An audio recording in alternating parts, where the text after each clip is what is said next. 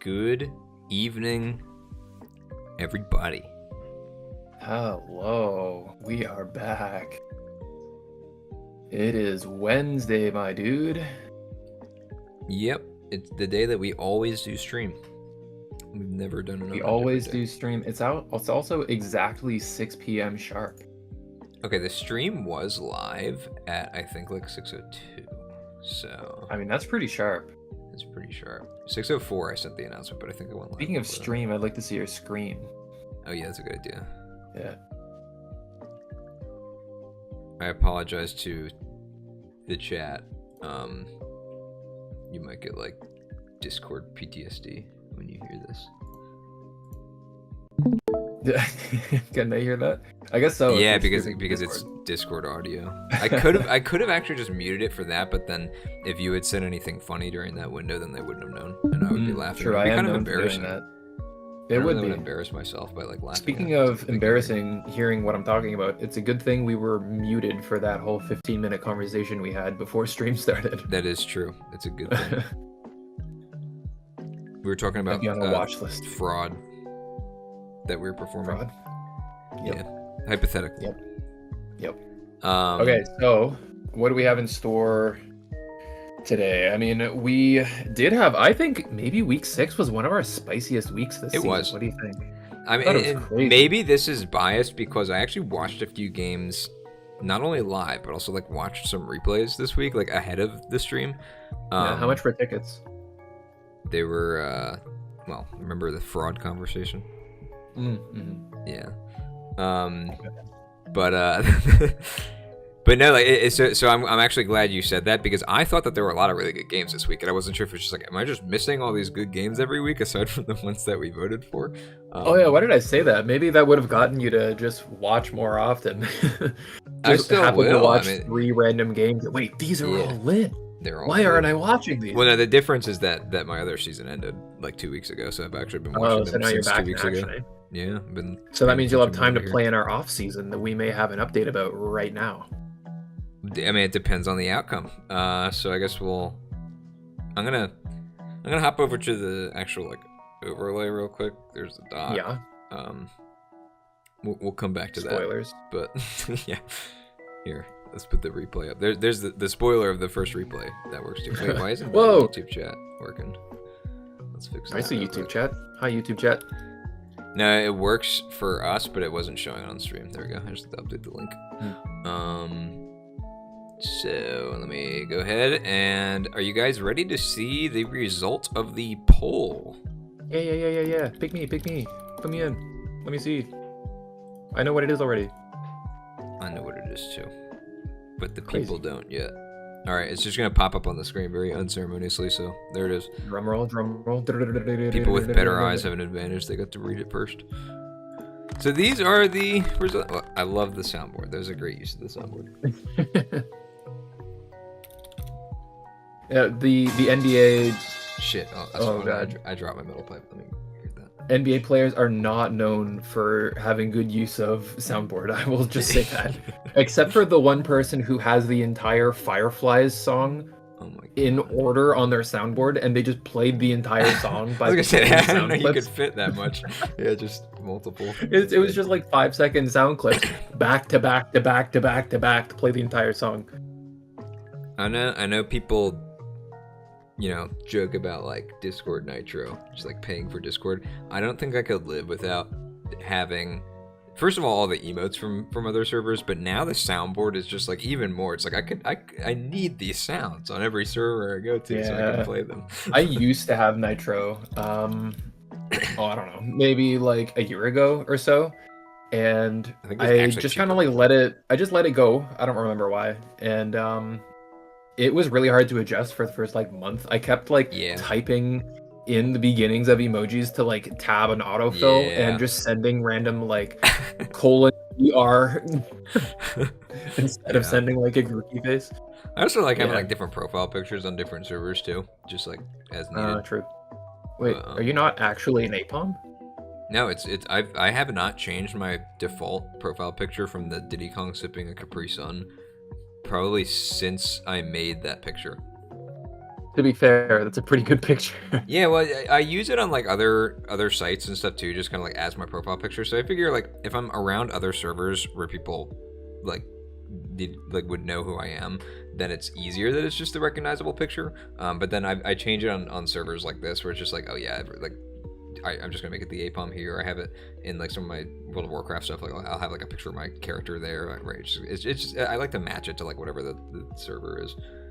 Yeah. See, I just hard committed and just made my default server picture the Grookey. Well, that's what's funny. I see some of my friends will like do that like as a joke for one of their other servers, but then I just don't have the context of the joke, and I just see them with this really unusual like just profile picture just out of the blue. Which, by the way, actually, if you're looking at the stream, you can see that my profile picture is the Diddy Kong sipping on a Capri Sun because the way that the way that the widget works is that it just uses my default profile picture, so it's not using it from the server. Gotcha. Because you do have an APOM right now, like in call. Yeah, on the actual UI. Okay, well, back to the actual info we have on screen here for you. We do have not unanimously, but the Ledian Cup, the low tier draft, just really ran away with it. We decided to end the poll kind of early because it feels like the data kind of speaks for itself, and people want to see low tier. There are not enough people to close this gap. It's I don't know. It was just something that we were always completely fine with. It's a win-win for a lot of people because it doesn't take too much effort to make a low tier draft board. It doesn't need too much reworking of the doc, and I mean, 6 times the people want to see it than like Slowbro Cup, for example. Well, keep in mind, people vote for multiple things. So this is like, it looks like it's distributed. This is 77% of voters voted for this. Yeah, true. As so it's not at like least 24 one of their out of options. 100. Yeah. So it's the least offensive because most people would be fine with it and would be interested in playing it. And the other things that are close though, I noticed that the Togepi Cup, the Little Cup draft, most people, not everybody, but most people who voted for Little Cup also voted for Ledian Cup. So I'd say even half of those Togepi Cup voters would still be happy with the Ledian Cup, right? As a Togepi voter who did not vote for the Ledian Cup, I am thoroughly pissed off. Yeah. You said that you just finished a low tier draft in your home league, right? Yeah, that's the only reason I didn't vote for it. I would still do it though. So you're a traitor, huh? No, is that what you smelled like another Pokemon? I just did both. When you came home. Huh? Yeah, that is. Anyways, the other ones that are close to Meowth Cup, pissed off by I did expect the Meowth Cup to be a little bit more popular than the Slowbro Cup, which were similar, right? So the Slowbro Cup was the mode where you just get to use somebody else's past draft, but the Meowth was the same thing except every week you get a new one, right? Yeah. So I think it just sounded more fun. Less work for the players. Yeah, and more interesting, honestly. Yeah. And also, it's less confusing than like the Terra rules where we could just like make something up when it's randomized anyway. Yeah, true. So the Meowth Cup and the Grookey Cup, which I was very pleased with because I've been wanting to have like some sort of speed tour or something with the Grookey Cup, but I didn't know if it would sell. I'm very pleased to see that people are actually interested in it. So we do plan on having some sort of randomized past draft, or at least some way of including past drafts in a speed tour in the future, as well as trying the Grookey Cup pick ban tournament in the future as well. But we will officially be going for our next off-season format as the Ledian Cup low tier draft. So yay, claps all around. Let me get back to it. All right, how quickly can I navigate the soundboard? Yeah, I got one too. Hey, Stinky!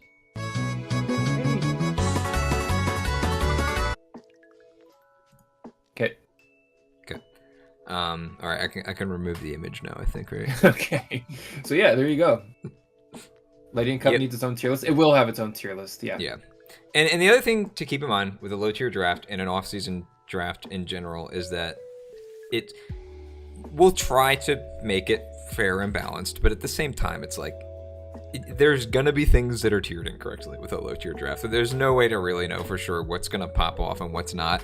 And that's just kind of the nature of it. Like it's unexplored territory for most people playing it. And even if it was tiered perfectly, like you're still not gonna know everything Amon does when you're building your team to go against them. So it's still there's still gonna be some like unknown aspect to it that the balance. And let's won't be matter as honest, much. a lot of the fun of draft, honestly, is the fact that you can't have a perfect draft board, right? So, you're never, like you said, you can't really have, or it's fine if it's not balanced.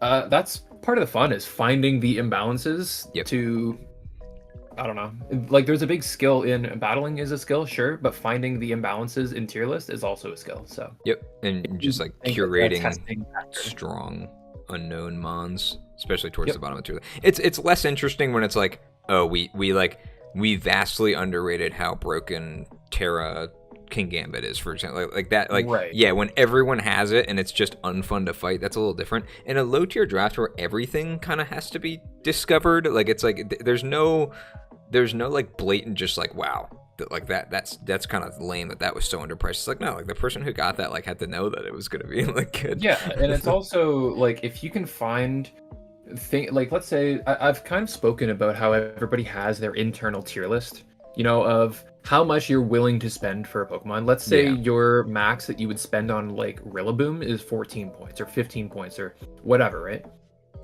Wrong, but is 20 points for you.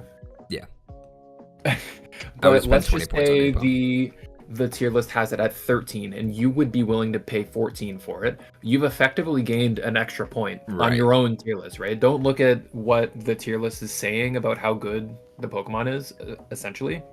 Think about how it is in your own mind, and if you can get away with those cheaty 1 point reductions like 5-6 times, that's an extra Pokemon. That's an upgrade from a 10 to a 15 pointer. There's a lot of nuance that does pile up. 22 points Corey would pay for Rillaboom. Oh, Justin says the point of a low tier draft is to show what might need to change in the bottom tiers. To be honest, I don't think that's necessarily kind of disagree. True. Because I think a lot of low tiers, the most viable low tiers are the ones that can fulfill their small niche despite the power discrepancy between the bottom and the top of the tier list. As opposed to in a low tier draft, let's say something that is, I don't know, what's a one okay, player. here's the thing. You're gonna, I know what the reaction is gonna be to this, but I'm going to use Wigglytuff as an example. But it's okay, because I'm actually it's kind of a backhanded compliment, because I'm also acknowledging that it's probably not that good in a full draft where the numbers don't really stand up to everything else. And this is something I noticed in our low tier draft that we just did, because I had Wigglytuff, of course, obviously. I dropped it. But the idea that it's like low tier drafts, the difference between a low tier defensive mon and a high tier defensive mon for a lot of cases is Eviolite, right? So it's like if it has to hold Eviolite versus being able to hold leftovers or whatever, doesn't mean it's not bulky. In some cases it's more bulky, but it has to hold Eviolite. Okay, well, Eviolite is kind of like fake bulk. So if you take a mon like Hisui and Quillfish, that if they're holding Eviolite plus Intimidate, they're extremely bulky, but they have no recovery. Wigglytuff doesn't even need to invest in HP to top off that small HP pool of a low tier defensive middle stage evolution, because they don't have a great HP stat, but they're really bulky because of Eviolite. Take away the opportunity cost of having to run Eviolite, because everything else is also running Eviolite, and everything else is like equally kind of powerful to like the mid tiers, and certain things can't really overpower you anyway when you're holding Eviolite. And suddenly Wigglytuff is way better, because having a mon that can Wish Pass to a mon who is defensive, but their only flaw is that they can't hold a different item, or their only flaw is that they don't have recovery, it makes Wigglytuff so much better just as a mon. And you kind of play it differently there than you would, say, bringing it as like a dragon counter in the full draft, where it's like, okay, I'm bringing Wigglytuff because this person has Dragapult and it walls Dragapult, right? It's like you're gonna make that Wigglytuff tailored to counter Dragapult, and then that's pretty much all it's gonna do. Or you're gonna do like counter cheese on a different team, right? In low tier draft, you're doing Wigglytuff even split defenses pretty much every single game, and it's just passing Wish. It can come in on pretty much anything, pass a Wish once or twice, and all it does is just make your other mons better. It's a completely different role because the power level is completely different. And it's just an example of a mon that gets better when the power level is lower, not because it's bringing it down to its level, but it's because suddenly the top tiers benefit from what it does way more than other top tiers do. Thank you. Thank you, chat. Right. Anyways, yeah, as Justin has now said, the point of draft is to draft. So I'm glad we changed his opinion. Okay. Actually, so, he said the poi got a draft is to draft. True. So despite, I know we've been talking about Wigglytuff for the last 45 minutes, but we do actually have replays to review this week. Yeah. We've got 4 of them, actually. And nobody's going to be happier to see that the person we're reviewing twice in a row is Overmat than Overmat. He's the only one. He was really salty that we only reviewed the first game we reviewed of his all season was the one where he got para-haxed. Yeah. And I told him, well, it's because you play boring games. And he said, well, the only interesting thing is when RNG just takes the wheel. Well, he literally said, all right, bet, and then played this game. Yeah. And it was a lot more fun. Yeah, so he actually had some sauce. We also just haven't reviewed any of Goater's games yet, which is hard to believe. Yeah. And I don't think we've reviewed any of Leezy's games either. Weird. We have not, which we found out today is that 2 of the people that are just completely unreviewed are mods. So it's going to look like favoritism because they're being reviewed, but then you look at the past 5 weeks of reviews and you see that they have not come up once. And I also haven't come up because I haven't played a single game this season. Wait, we haven't reviewed Toadie's games? We have not. What? I think we did review one of yours though, week 1, right? Or like early on, or not? I think we were going to, but I don't remember if we did. Maybe no, we did Azzy versus Zeb week 1. Yeah, we haven't reviewed any of mine either. Good games then, so we can review one of them. Yeah, what the heck? Oh, you know what it was? You're thinking of we did our when we started the team review. Oh, right. We started with you. Yeah, I started with mine. Yeah, because I was first. Because you chose yourself for first pick when you were generating. Because I rigged the system and put myself first overall. Who wouldn't? Yeah, I mean it makes sense. Right? I mean, I might take the wheel at the end, but it's no secret that the NBA is not a democracy. Right. Real NBA patriots know that. We do discuss fraud regularly. That's true. All right, anyway, without further ado, we actually have a game to watch. Yeah, check the captains. Yeah. Wow, crazy. This was one of the spicy conversations in the chat. Where Overmat claimed that I revealed the tech when it was definitely you, and I've talked about it probably 5 times. I forgot about it until you mentioned it like last time. Yeah. But this one was real. This one was actually water, I think. I forgot to mention after we reviewed his game for week 5, Overmat also was upset that we've revealed his tech and asked me to make a rules change for the league that anybody with Silvally doesn't have to use Terra Preview and can just say their Terra captains and types at the beginning of the game. I mean, honestly, so that we get around that. Honestly, that's actually not a bad idea, because it does kind of suck that it's like specifically something that's not intended by this preview, but only shows because of the Terra preview. I actually don't think that's a terrible idea. Okay, but think about it this way. Let's say you draft Scizor's on the screen. Let's say you draft Scizor, and you're against a Tapu Lele team, and somebody says in chat, Scizor gets Iron Head to get around Tapu Lele's Psychic Terrain. Would the Scizor player be allowed to say, I want to pick a new Pokemon because my opponents didn't necessarily know that it got Iron Head? No, but I think that's like a there is sort of a what's the word?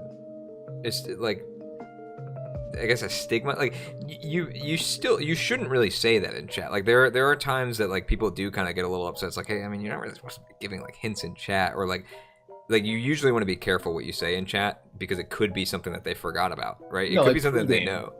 Because my point is that like nothing with Terra Preview has changed since last season. Matt had Silvally on his team last season, but nobody already knew that this. Right. Well, it doesn't matter that nobody knew the tech. Nothing has changed about the Pokemon. Nothing's changed about the way that it works with Terra Preview. Why would we now all of a sudden, just because the secret's gotten out, make a rules change mid-season in week 7? I think it's because I guess it was week 6. I think it's because the reason that it exists is it's not like people found out that it has a move. People found out that Terra Preview works in a certain way that no other aspect of the game works like, right? Like let's say, if I don't even know if Silvali's in Gen 9, but if you, or in, I guess it has to be in one of the modern games. If you go in Team Preview on cart, doesn't show you the type. If you look at the preview on Showdown on ladder in Natdex, it does not show you the type. The only place where it shows is Terra Preview, which makes me think that it's either an oversight on Showdown's part and it's not supposed to do that and they just have never changed it, or it's like, I don't know, at worst it's that they just don't really care because it doesn't really matter to most people because people might not even know that that's a thing, right? But for us specifically, it is kind of a thing that only Silvally has to deal with because it has all of its forms available to it in draft. Right, but it's only something that Silvally has to deal with, and we knew that at the beginning of the season, yet he still drafted it. That's my point.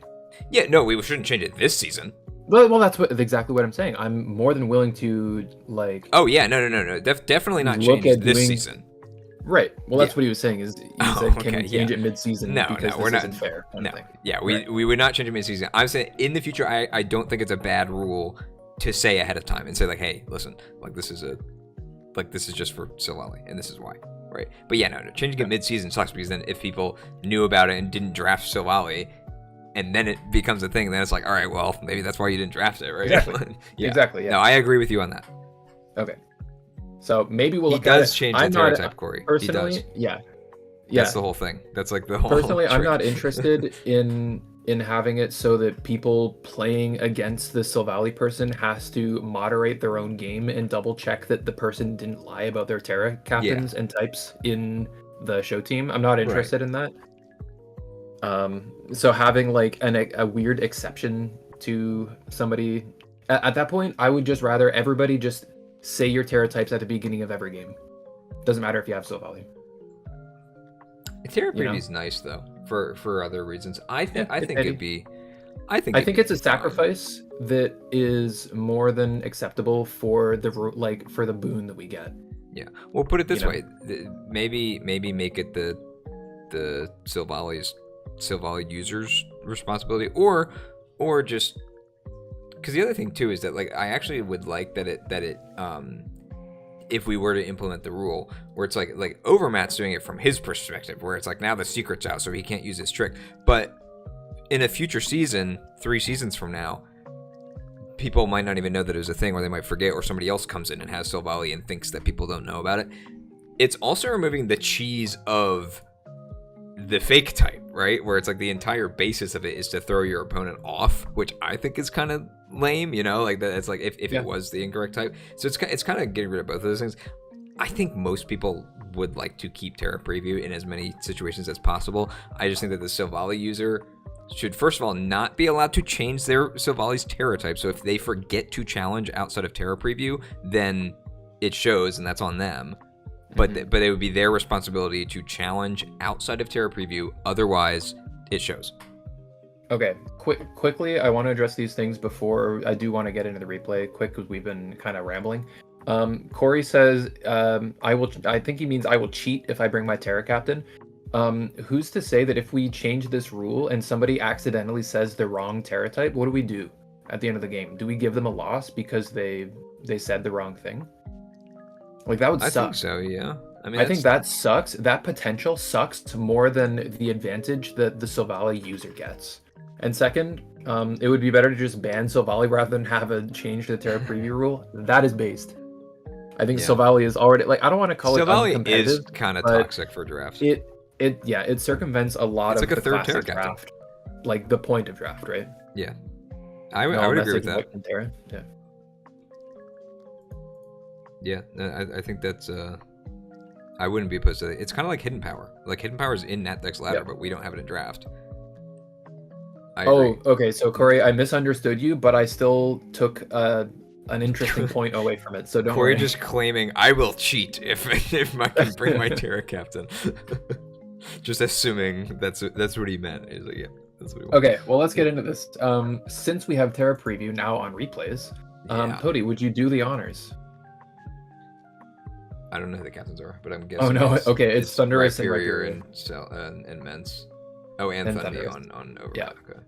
Yeah. So double flying from Overmat and ground Salamence. Ground Salamence is interesting, but I guess it makes sense for the Thundy. I would imagine so. But Maybe also- like maybe a Scarf Thundy, or maybe just Earthquake looked good against the team, you know? Yeah, that's true. Because And you figure if, that Thundy might Terra off of flying. Yeah. If Like, Thundy before isn't you know. packing Grass Knot, it might be hard for it to actually KO Salamence, and it might be able to get up another Dragon Yeah. Dance. I think that versus Ursaluna, it's probably usually bringing at least Grass Knot or Well, wait, Focus but Blast, though. Ursaluna's on his team though. Oh, you're talking about Thundy. The Thunderous. Yeah. Yeah. So, like, if it has Grass Knot, it'll still be able to hit the Salamence either way. Yeah. Not sure. Maybe just Terra Earthquake So- looked good against the team, and I think that's also fair. And that's also kind of like corroborated by the fact that Matt did bring 2 Terra Flying. Like Terra Flying on Mhm. Thundy makes sense in more scenarios generally, but Matt also might have recognized like, hey, this team is kind of weak to just spamming Quake, right? Like, Yeah. if And I mean, there is an you have a better Ursaluna. answer for it. Yeah. Yeah. So even if you don't expect the Terra Ground Salamence, you're still teching against the Ursa, right? Yep, and Ursa actually, especially with Rhyperior, where it's like if you don't Terra, you're resisting the normal, and then if you like, it's Mhm. kind of on Goater to take the guess, and it It could can depending on the Flip you a situation. matchup. Yeah. Yep. All right, well let's go ahead and I think we've talked enough. Like we can just do quick. Yeah, I guess just go for into it. I hazards, just want to get but, it started. Yeah, Yeah. Keldeo lead Keldeo into lead. the Ursa. Ursa lead. Just click Scald right off the Scald. bat, and it is Sash. Oh, it's not even a pass show. And he's Clicks just the going Blood Moon. for, and he gets the crit, but Into crit another Sash. unfortunately did not matter because there's another Sash. Okay, hold on. So It's a crazy start. looking at Sash lead, I imagine it's probably like Vacuum Wave. Maybe Ursaluna gets Endeavor. I'm not sure, but I mean, think Blood that Moon the- usually puts everything down to 1 HP at least, anyways, right? I would guess that the Sash is here because Scarf or Bursa like isn't gonna outspeed regular Keldeo, right? Like I think it tops off at like 290 something. Yeah. With Scarf. So realistically, it's your only way to say like, hey, you're gonna lead Keldeo or Thundy, and I'm gonna kill you, even if you have a move that quote unquote kills me with this Sash. But there's right? then a counter Sash with Keldeo.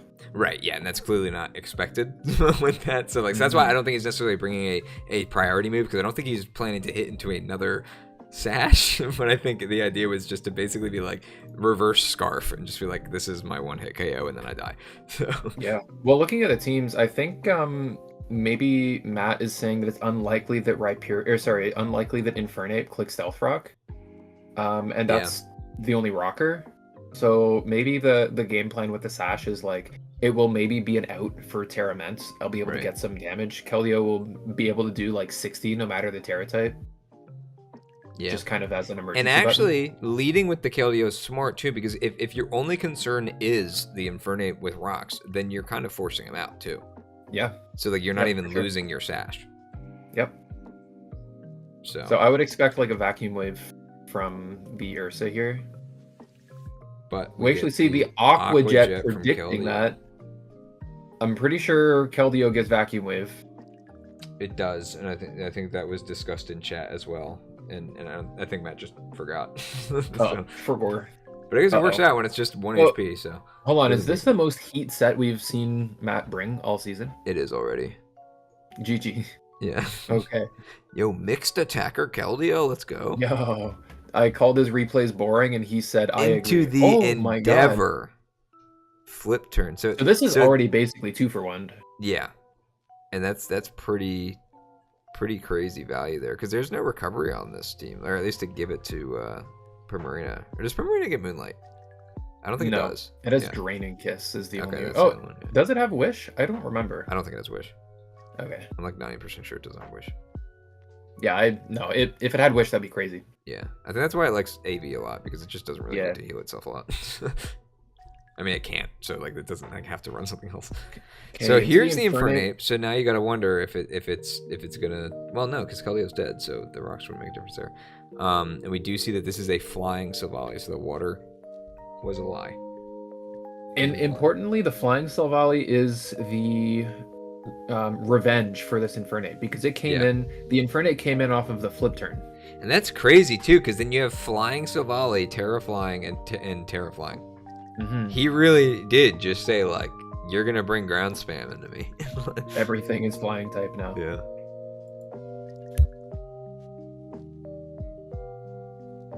Oh, there Matt says, I remember the against vacuum with. Yeah, I knew I saw someone saying that, whether it was post game or if it was in that chat. Yeah.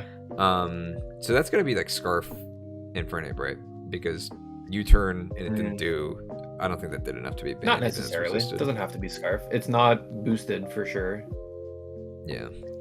Well, hold on. That's a resisted U-turn. Yeah, I still think it would do more than that if it were banned. Hard to tell because we don't know Silvally's bulk. Yeah, it could have been bulk invested just for the like if it was planning on tanking. But that did that damage, that's a lot. Yeah. That's got to be attack invested. And just 2-hit KOs. That's a 2-hit kill. Yeah. So crazy. So Keldeo killed Ursa, brought Prim down to 1, and now Silvally just got a free kill for 13% chip. Yeah. And what was I gonna say? Oh yeah, Jordan said that Godor also has bad flying resist, which checks out for a team that when your steel type is not resistant to flying. I don't know if he has another one, but that might have been something that also came up with Fungi. Maybe it's just gonna spam Terra Blast on Thunderous then. Yeah, I mean he's already just spamming a flying type move, right? Yeah, I mean I can get behind that as a nasty plot torn user this season. And people so just don't have no in Tim, so this is Moxie. He's gonna try and just go for the sweep. The Terra there doesn't make a difference for the multi-attack. I don't know. I guess he's. I'm guessing Silvally probably has like ice coverage of some kind, right? It is ice beam, yeah. So if it's just trying to prevent that, but then again, you're still weak to ice if you go ground. Yeah, less weak. Yeah. But you take over 50% from the. It still dies. That's pretty bulky still too. Then that's +1. I mean, Rock Slide is not strong. No, but it's +1. Not a strong move. +1 doesn't mean kill. The flinch. It's very strong. You can't underestimate it. Rock Slide is real strong. Yeah. Yeah. It is the strongest move that's I mean, so far. That was an out for sure. Oh, wait. Hold on. Is he faster than +1? What order did this have? Because he Dragon Dance on the first hit. Oh, okay. That was the second hit. I get it now. I was thinking that the attack was on the same turn as his Rock Slide, but I guess it couldn't have been because he flinched. Yeah, he attacked and then got Rock Slided and then flinched. Yeah. Yeah. It's when I pause in the middle of a turn that I get confused the order. Yeah. The fact that it's clicking Rock Slide and no like Dragon Claw or anything like that makes me think it's Rock Slide, Earthquake, Roost as its last move. Or maybe it's like Outrage and doesn't want to get locked in. Oh, true, also. I think... But still, that's risky. +2. That you could just miss the Rock Slide on that. +2 Terra Ground Earthquake might just KO Aggron. Well, he has Sturdy before he Megas, though. Oh, so no Mega?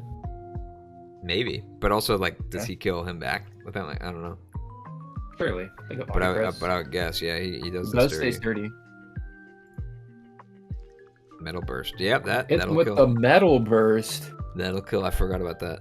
Another spicy play from Overmat. Yeah. The Spice Master. Dude, everybody vote for Overmat for spiciest player. That would be hilarious. I get the flip chest. So the Prim got down to 1% from the Endeavor so far, has picked up 2 kills. Both Mons at 1% themselves, but with a flip turn. True. What were you going to say? I didn't even think about that. I was going to say it would have been funny if Aggron outsped the Prim, because it was like speed invested, HP invested for the Metal Burst or something. Yeah. Is Mental Burst anti-priority, or is it? I don't think it is. What do you mean anti-prio? Like, if he were speed invested, would the Mental Burst go before something that he was faster than? Oh, it is negative priority. Yeah, I thought you meant anti-priority. Like, oh, did I say? No, it is negative. I don't know why I said anti. Negative is definitely the correct. It is negative prio. Yeah, it's like counter. Yeah. It's if you fuse counter and mirror coat into one move. Well, I just remember Poke Rogue. It's like it's the best one because it gets both types of moves. Yeah, it gets both types, but it's only a 1.5x multiplier instead of 2x. But anyway, well, Aggron does go down, but this is definitely the highest. Oh, it isn't negative prio? Crazy, I thought it was. Yeah, that's why I was confused, because I swear that there were times, like, in Poke Rogue specifically, where you had to, like, stack the item that increases the effectiveness of your nature to be a minus speed nature, so you could get it down to, like, 1 to make sure that you always went second.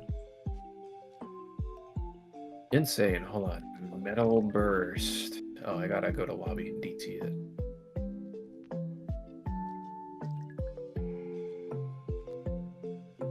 It's not negative priority?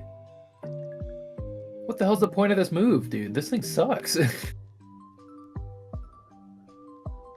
The cheese, son. It totally is not. I just looked it up, Jortson. Me, you, and I lie on the internet. Yeah. It says priority 0. Yeah. Crazy. Are the other ones, like counter and mirror coat? A billion %. Yeah. Mirror coach is negative 5. I think like avalanche is also. Counter is negative 5. I guess that's the trade-off, though. Is that because it 4. Is because it hits both types? Maybe that's why it doesn't have negative priority. I don't know. Payback is 0. I think payback does damage either way. It does. Well, so does avalanche. Right. Yeah. I guess that's true.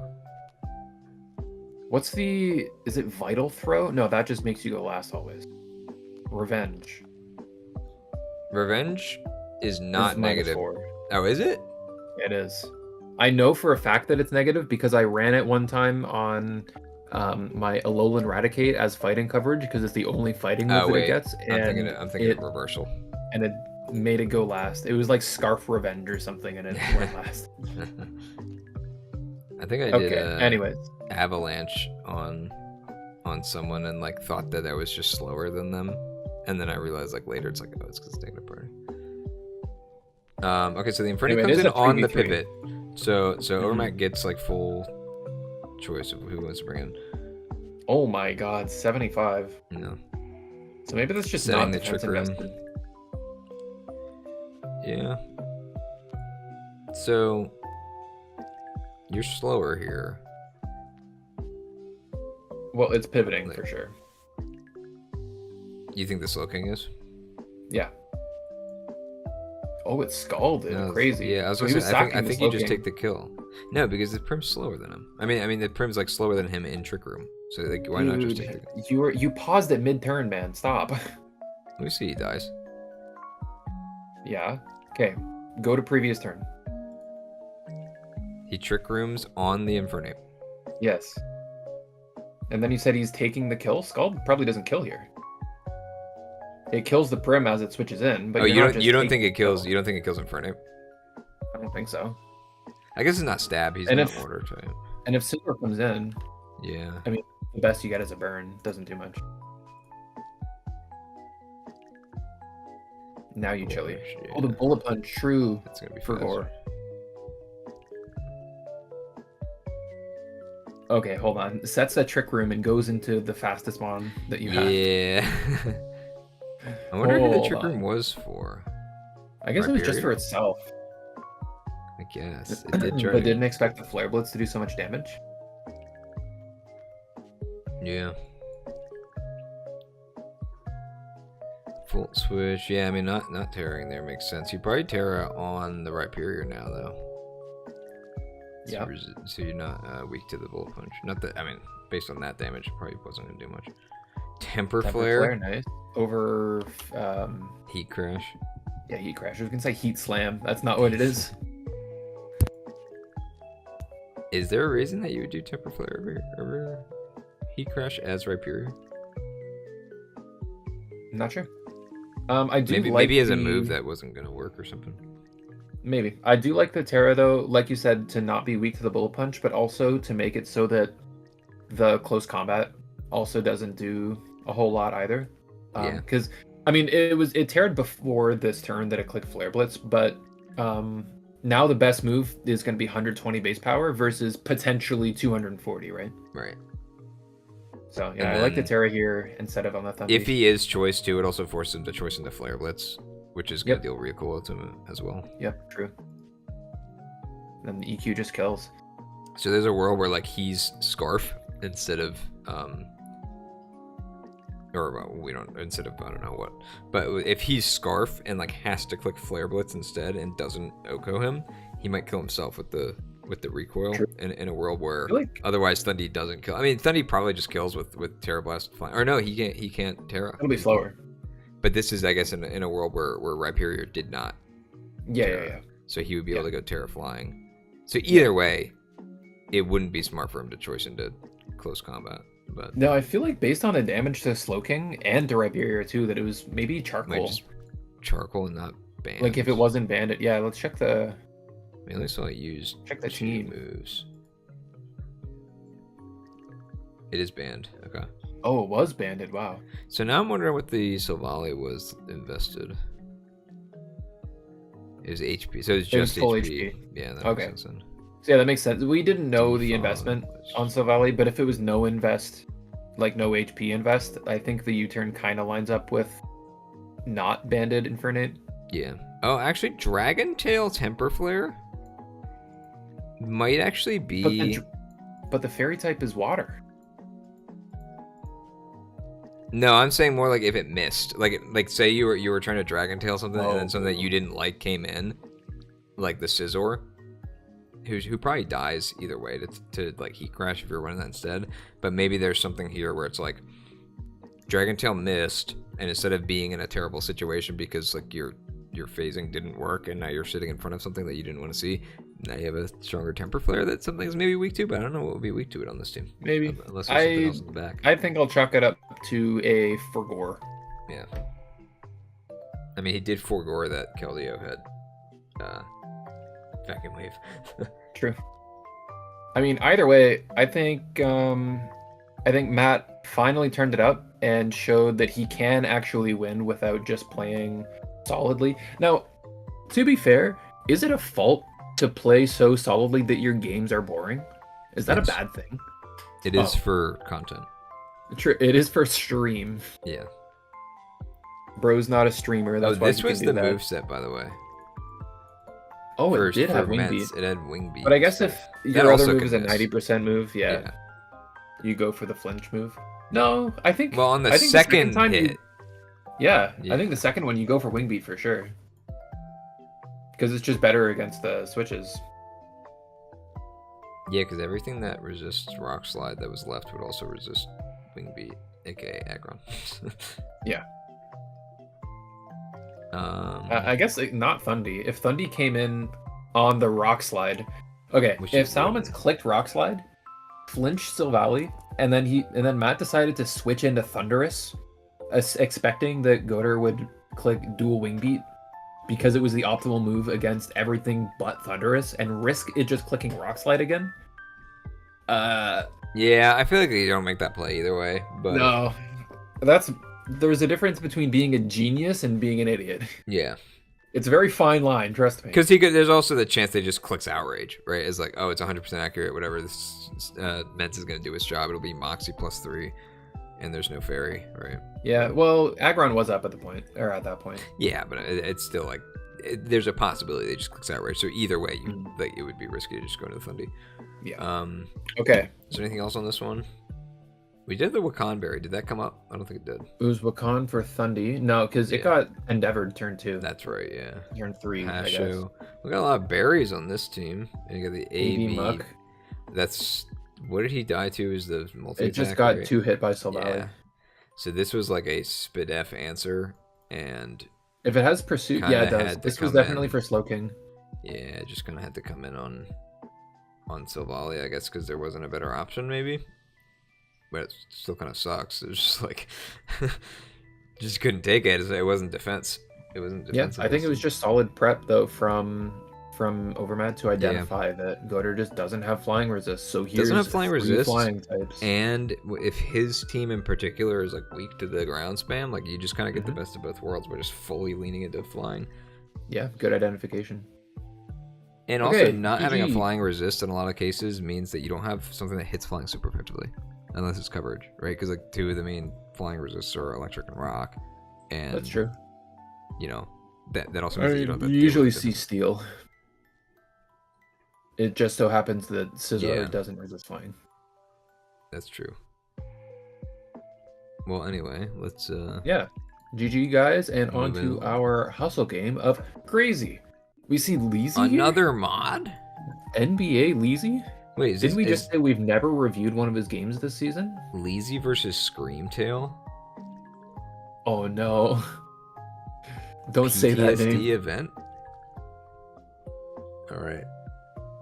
Leezy versus Davo Wolf. We've got the Big Tuna versus Big Cheddar.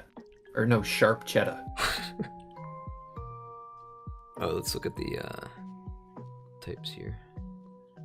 So I'm guessing these are both captains then. So we get the Ghost Scolipede and the Ice Porygon 2. Ice Porygon. And on Dave Wolf's side, we have Flying Zera. And I think that's the only one.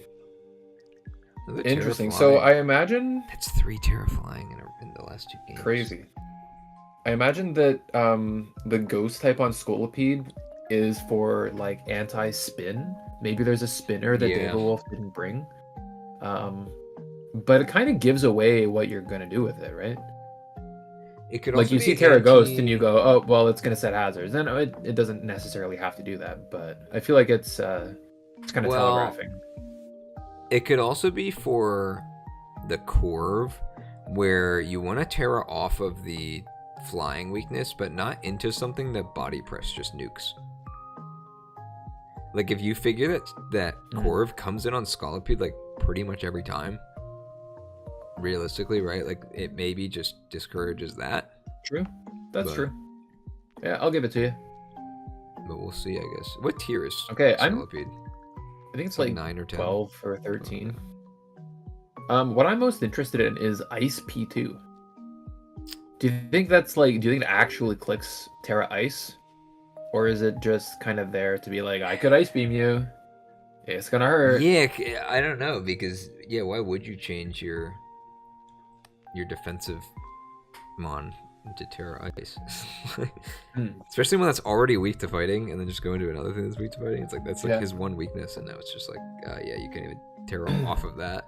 It almost would have made more sense to put the Ghost on the Porygon too. Yeah, that's what I'm thinking. We'll see what they do. So I'm gonna expect a Scolipede lead. Or the Crook, if he just wants to lead rocks. I think it'll be Scolipede versus Corv. Yeah, any of these 3, I think could come out. That is a long cry. Forgot to mute the replay. Oh my god. Alright, we're waiting. There it is. Tangela. I guess that was for the Chopper. For the Crocodile lead? Yeah, that's gotta be it. Not expecting the Bug Poison. I guess it covers Crook and it covers Prim. But not the Terra Ghost kind of telegraphed Spike Setter. Yeah, I apologize, chat, for the jump scare with the music. Arnar. Yeah. So if what do you if think it is like you Leech or said, something? maybe knockoff. I think it just switches into Corv. Yeah. If the Scolipede is the like Sword Stance resist body press and not be weak to flying set that you were mentioning, which is like fine. It'll click Sword Stance. If it's not, I think it's just clicking T-Spike turn 1. Yeah. Let's find out. Yeah, he does swap straight into the... He's got the One Piece names going. Why is this... Is this like slower than normal slow? I feel like it was on just go normal. That was crazy slow. That was but it's still really slow. This is normal now. What?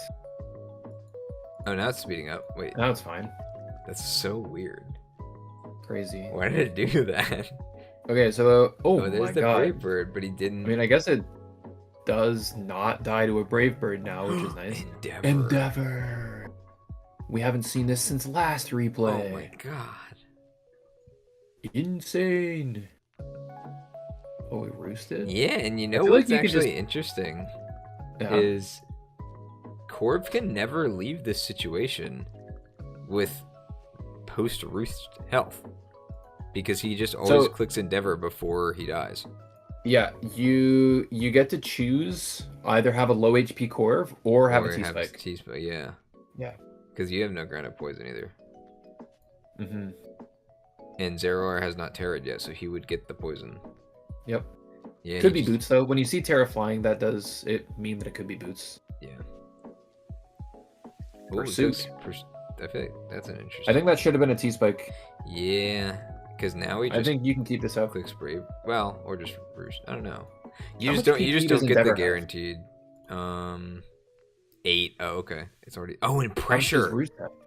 Oh, I didn't think about the pressure. So. Wow. Oh, that's actually big. Yeah. So he definitely. So Corv can get away from the situation with health. Yeah. But still has to use I a lot forgot. still has to use a lot of PP though. He actually did roost out. Oh. I mean, roost That's out. that's actually a good play. What did Yeah, he? now wait, you hold can- on. I need to rewatch this. So he takes the Endeavor. You turns Yep. out so the Endeavor doesn't go to someone else. Yep. Zero is in, and then just swap back. You know he can't do that much to you. Yeah, and he wastes the last That's PP the of last Endeavor. one, yeah. Yeah. Okay. Nice plays. And he is his download with the Download. Okay. Are we gonna see an ice beam? attack. Crit U-turn. Oh my god. T-bolt. Trick. Trick room. Okay, hold. God. We do see the ice beam. Okay, importantly, pause. Life orb. What? Hold on. Okay. Download Terra Ice Trick Room Life Orb. Importantly, it is negatively invested Pori 2, or else it would have outsped the Tinglu and been slower in Trick Room. Oh yeah, yeah. So the whole point of this is to be like just click Trick Room and fire off attacks for as long as it lives. Yeah. That Ice Beam does so much. That is a lot. When's the last time you've seen Tinglu take 77 from a special attack? Well, we just watched it like When's before I the... went All right. back. Okay. Yeah, so pretty recently. But before that, try attack Try and the Attack. freeze. Yo, what if Did Brother try just click attack? Ice Beam? What if try attack had a higher chance to freeze because he's Terra Ice? Mm. You know what I think though? There's no reason to actually click anything but Ice Beam. 'Cause Yeah, Ice Beam is just you get stab stronger, on it. and there's no ice resist. Well, the reason is you get the secondary effect of freezing, True. Yeah, which you're right, is a actually. 30% chance for any status, I think, right? For try attack, It's for it's for para burn or freeze, and it's a 20%. 20%. Okay, so it's still more than the 10% for ice beam Yeah. No. for any status. Not for Yeah, freeze. 20% for one of the three, so it's about a Yeah. 6.67% to get a burn or to get a freeze. Yeah, if it's just specifically for a freeze, but just a status in general, you have a higher chance Oh, of yeah, getting yeah. try attack. So he might Yeah. not have known who was coming in. Well, what would have sucked is if it paralyzed something like Corv and let it go first in Trick Room. Yeah, that's true. I think you just click Ice Beam. If you get the freeze, cool. Well, he doesn't have Oh, ice beam. hold on. Or wait, he does have ice beam. Okay, I thought It it was is just ice Terra beam. Blast. No, that'd be crazy. Yeah. We've it's seen this a lot fire where that Porygon doesn't get. He just doesn't get fire moves. we've seen this a lot where people use the final turn of Trick Room to go into their setup sweepers to boost speed on the last turn where it doesn't matter anymore. Yeah. And so then it drops here. Gouging Fire, if it has recovery, this Gouging Fire is going to do pretty well. This might be Scarf Valiant, is what I'm reading. Yeah. Yep. Yeah. If you go into Valiant here, it's got to be Scarf. Or maybe there's a calc that like based on the damage that it took from that it might be bulky and not speed invested. I don't know. But why would you? But surely a +1 gouging fire Yeah. outspeeds Valiant with minimal investment. Right.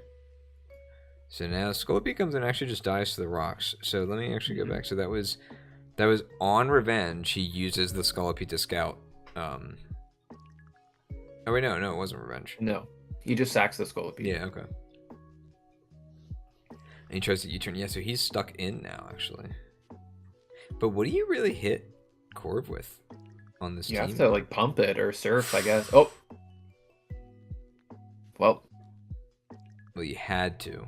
That sucks because the Brave Bird kills, and it looks like it's fairly speed invested. Because Corv is actually, what is Corv? No, Corv is naturally faster than Prim. Never mind. Yeah. Wish Latias.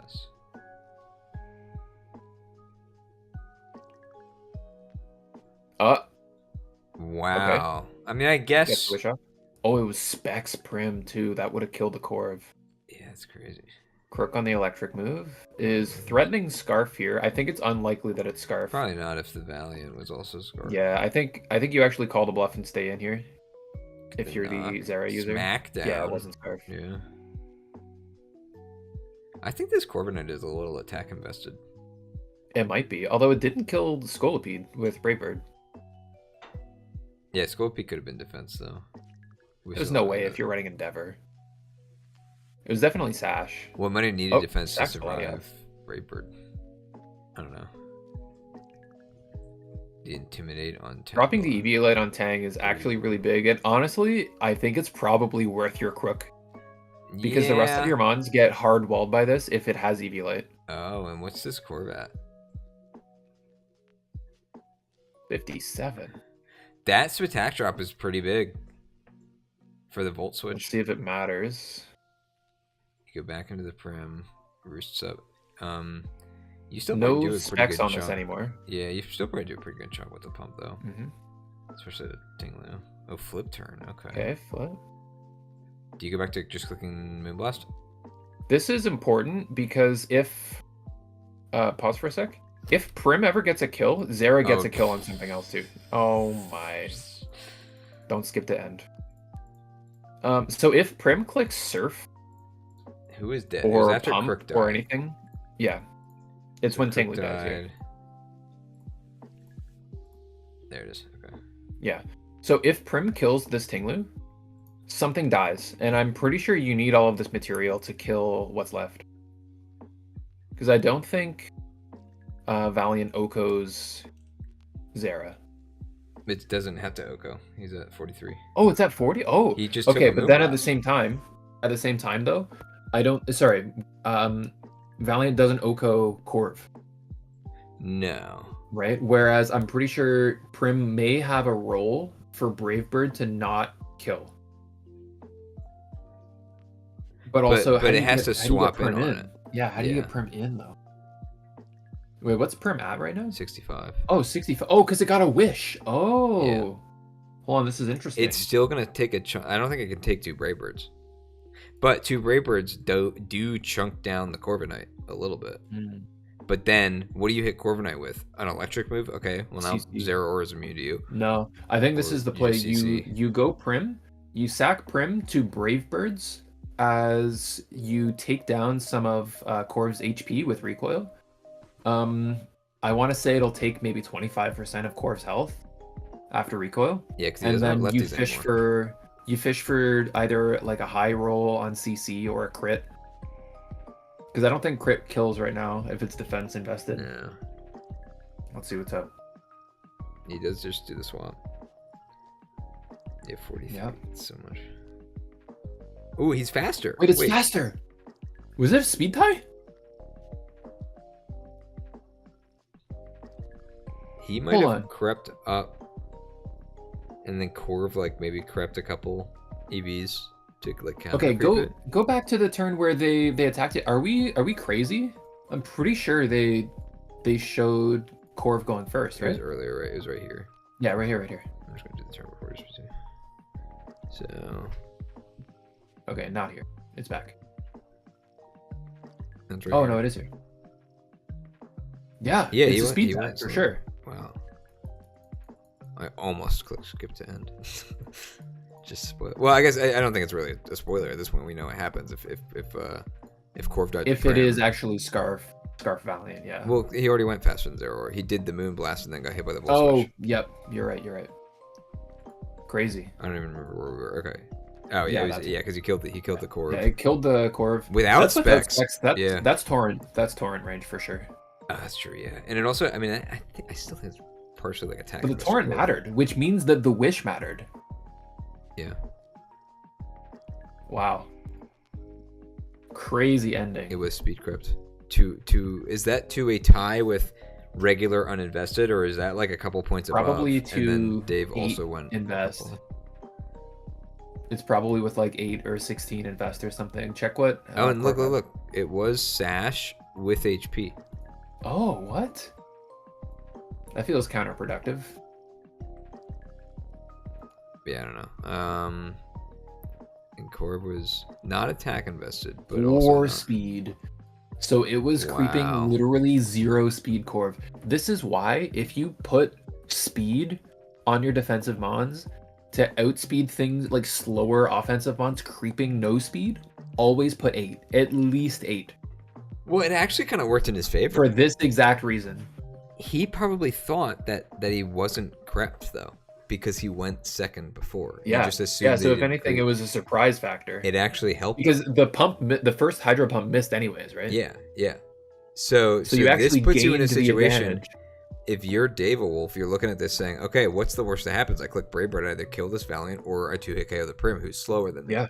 But Yeah, it Dave's doesn't. thinking this is over here. Yeah. But then because of the bad creep. Because if you knew that he was slower, I guess if you knew that he was slower, you're kind of praying for a miss anyway. Yeah. Right? Like how much more can you really do at that point? But maybe you're playing this end game differently with everything else.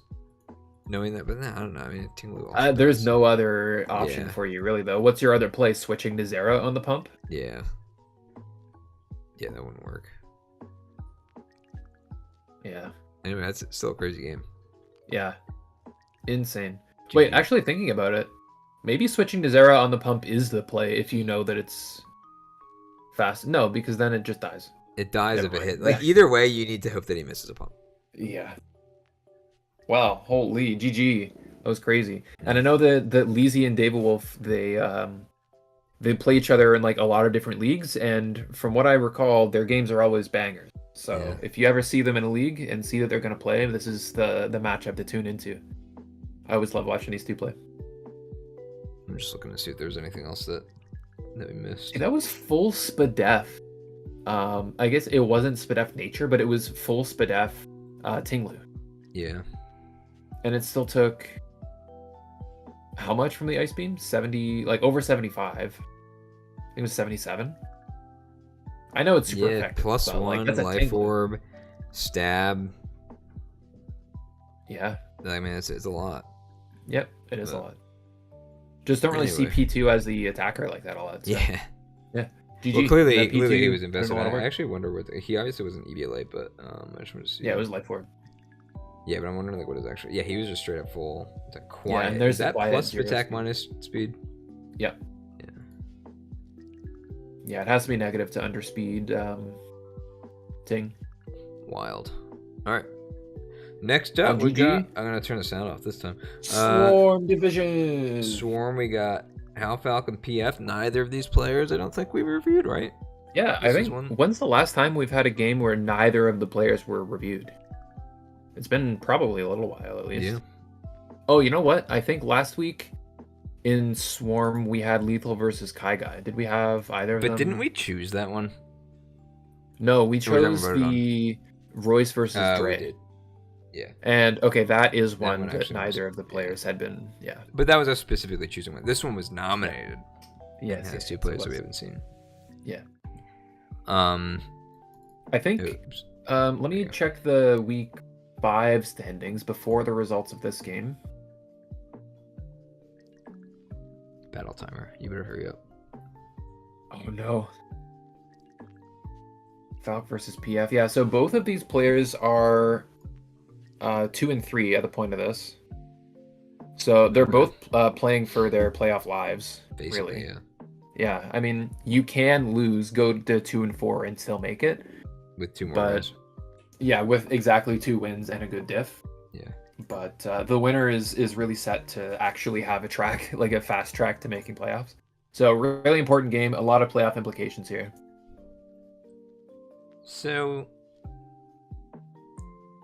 is it just the Appleton that's a captain here, or is Hydreigon or Shocks? I feel like these 2 are usually Terra captains, right? Is just Terra Dark, Hydreigon? Let me make sure there wasn't any trades, because I don't see an Appleton as a Terra captain. From last week? Yeah, let me check. It also might just not be a captain, and it could have just been like copied from Showdown or something. I just don't even see Appleton on the team. Hmm? On Hal Falcon's team? Oh, I was looking at PF's team. What a fool. They actually traded with each other. Okay, it is Terra Appleton and Terra Hydreigon. Okay, so it is Terra Dark Hydreigon. Yeah. And then we have Steel Gallade. Is that regular Gallade? Or did he just randomize the Terra types? It looks like he might have just randomized some. Possibly. If that's just But now that's not a Terra captain on PF's team, so let me check that trade didn't go through. Who, Gallade? Yeah. Well, it might just be Mega. Oh, wait, but it has steel? Then it was definitely just I think it's just an accident. Yeah. Yeah. or it just doesn't matter. So is it just it was probably Petalon? supposed to be Stellar. Oh yeah, it's actually STEM. Yeah. So so it it's probably is these 2, right?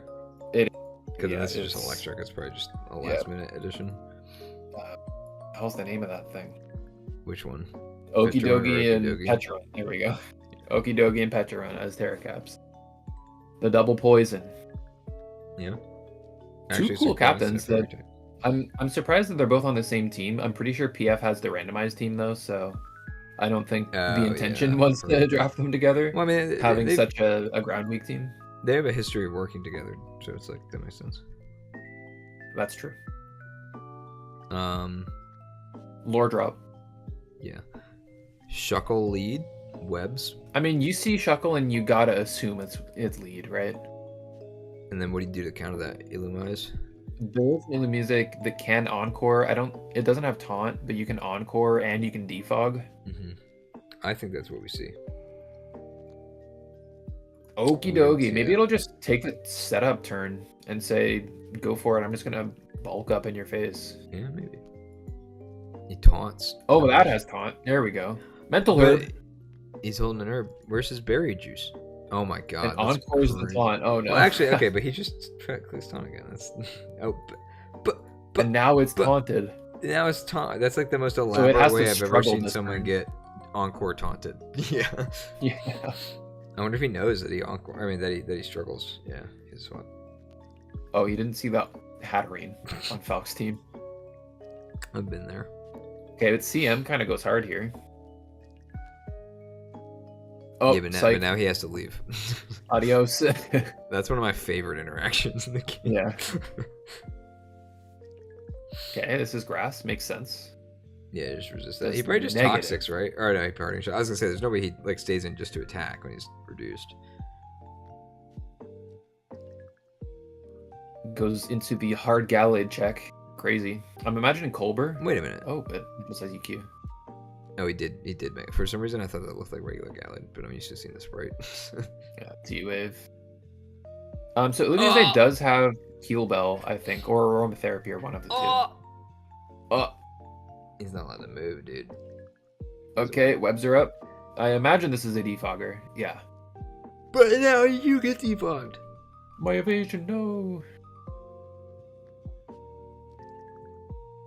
Nuzzle. Nuzzle's big, actually. There's no ground type. Nuzzle and T-Wave.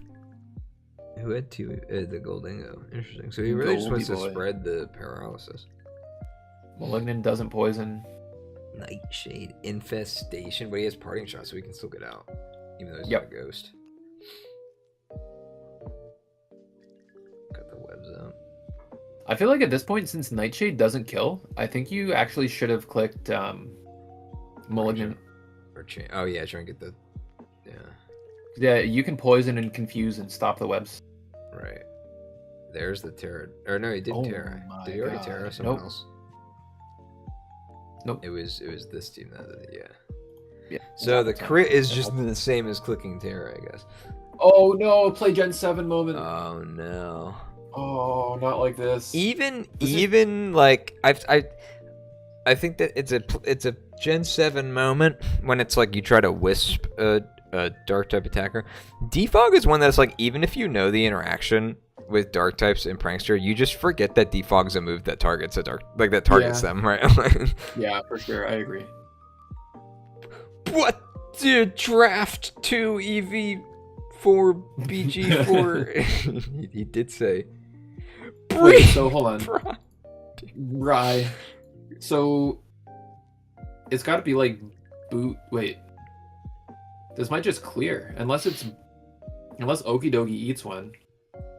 Eats one for the team. Because it's already terra'd the Petrarun, so it can't Terra Fairy. Maybe boots on the Okie Dokie, yeah, Okie Dokie can't Terra Fairy. Yeah, but at least he resists the dark, so like he would have to kill it. He would have to be able to kill you with the dragon move. Yeah, that's true. Well, let's see what happens. So Dark Pulsar just kills. We're learning so many mechanics. Webs are just good. It's not boots. It's still faster, so it's Scarf. Yeah. Oh, Earth Power just bop. Dogi dies to Draco. Wait a minute. Dies to Earth Power again. I forgot. I thought you were saying he used Earth Power. I was like, doesn't he have a levitate? Clicking Earth Power here is actually risky because it could be Shuka. And I don't think you think it's Shuka with taunt? What's wrong with that? I mean, I should say Shuka with like taunt against the Shuckle lead. I don't see anything wrong with that. Why? What item do you think should be on an Okie Dokie versus Shuckle lead? Like lefties or something? I don't know. not specifically for the Shuckle, but just to let you stay in longer in case something does happen. I mean, you know what lets you stay in longer? Or actually, wait a minute. What are there? It could also have something for the psychic. I don't know. I feel like having your Terra Captain run a Shuka Berry into something that isn't weak to that type is kind of sus. Yeah, but like, if you plan on Terraing your Petrarun, you know, and you just run Terra Fairy you might plan on tearing it when you see the team that actually came, but like that doesn't mean that when you were building it, you knew which one you were going to tear. I mean, it works either way. Either thing doesn't necessarily mean the other, so. Yeah. I guess it does. I don't know. It depends the point is, it still just runs the risk as it could be Shuka. Yeah. Right? Because I don't think you need a boost to kill either of these mons if you have a dragon move. Wait, what does more between a Shuka Berry Earth Power and just doing stab on like a Dragon Pulse or something? Oh, Dragon Pulse clears. Think about it. If it's not super effective anymore, I guess it's just making it neutral, yeah, it's no just longer neutral. having a stab boost. It's just comparing them without a stab boost. So I don't necessarily know if Draco kills. I'm sure it does. Like, it actually, I'm pretty sure it does. It can miss, but it wasn't AV. Yeah, I don't know. Actually, but that's the other possibility. Or no, it couldn't be AV because it's torn. Yeah, it can't be AV. Yeah. Either way, I don't think it's a bad play. Maybe Earth Power is fine. I think it is fine. It is fine to go for guaranteed damage. Or not but going for guaranteed damage on it does at least mean, first of all, you know the item and you proc it and cool. But it also, like, you're up so much material that you can kind of just risk if you lose getting damage off and not missing the Draco. I think the Earth Power is fine. It's just either way, it's a risk. Because if you think it's less likely than 10% that Okie Dokie has Shuka, then you click the Earth Power. Yeah. Well, either way, he clicked it. Yeah. Okie Dokie died. Yep. Goodbye. GG. Lame. So there was a lot of weird interactions that game. Yeah. You know what's funny though? He never teared. I guess he never had to. I mean, guess you don't need to. Yeah. But the what is Like it? he might. The funny thing is, he might have actually needed to for the one that he killed with a crit. Who was that? Was it the Petulant? Yeah. No, it's plotted. There's no way. I guess it's he has like 165 defense, but only like 88 SPDF, right? Yeah, 88 SPDF, 160 88 defense HP. and 88. Yeah. Yeah. Yeah, he's pretty sure just dead either way. Did you want to see any sets? Yeah, I want to see the see SPDF on Petulant. On Petulant. None. No SPDF. And the item on Okidogi, it was lefties. Yeah, you were right. What was the rest of that moveset though? Ice punch. Ice punch. Knockoff. So it wasn't even. I was thinking maybe it would be like taunt bulk up. You know, to like get the taunt off, and then you just have your turn to set up.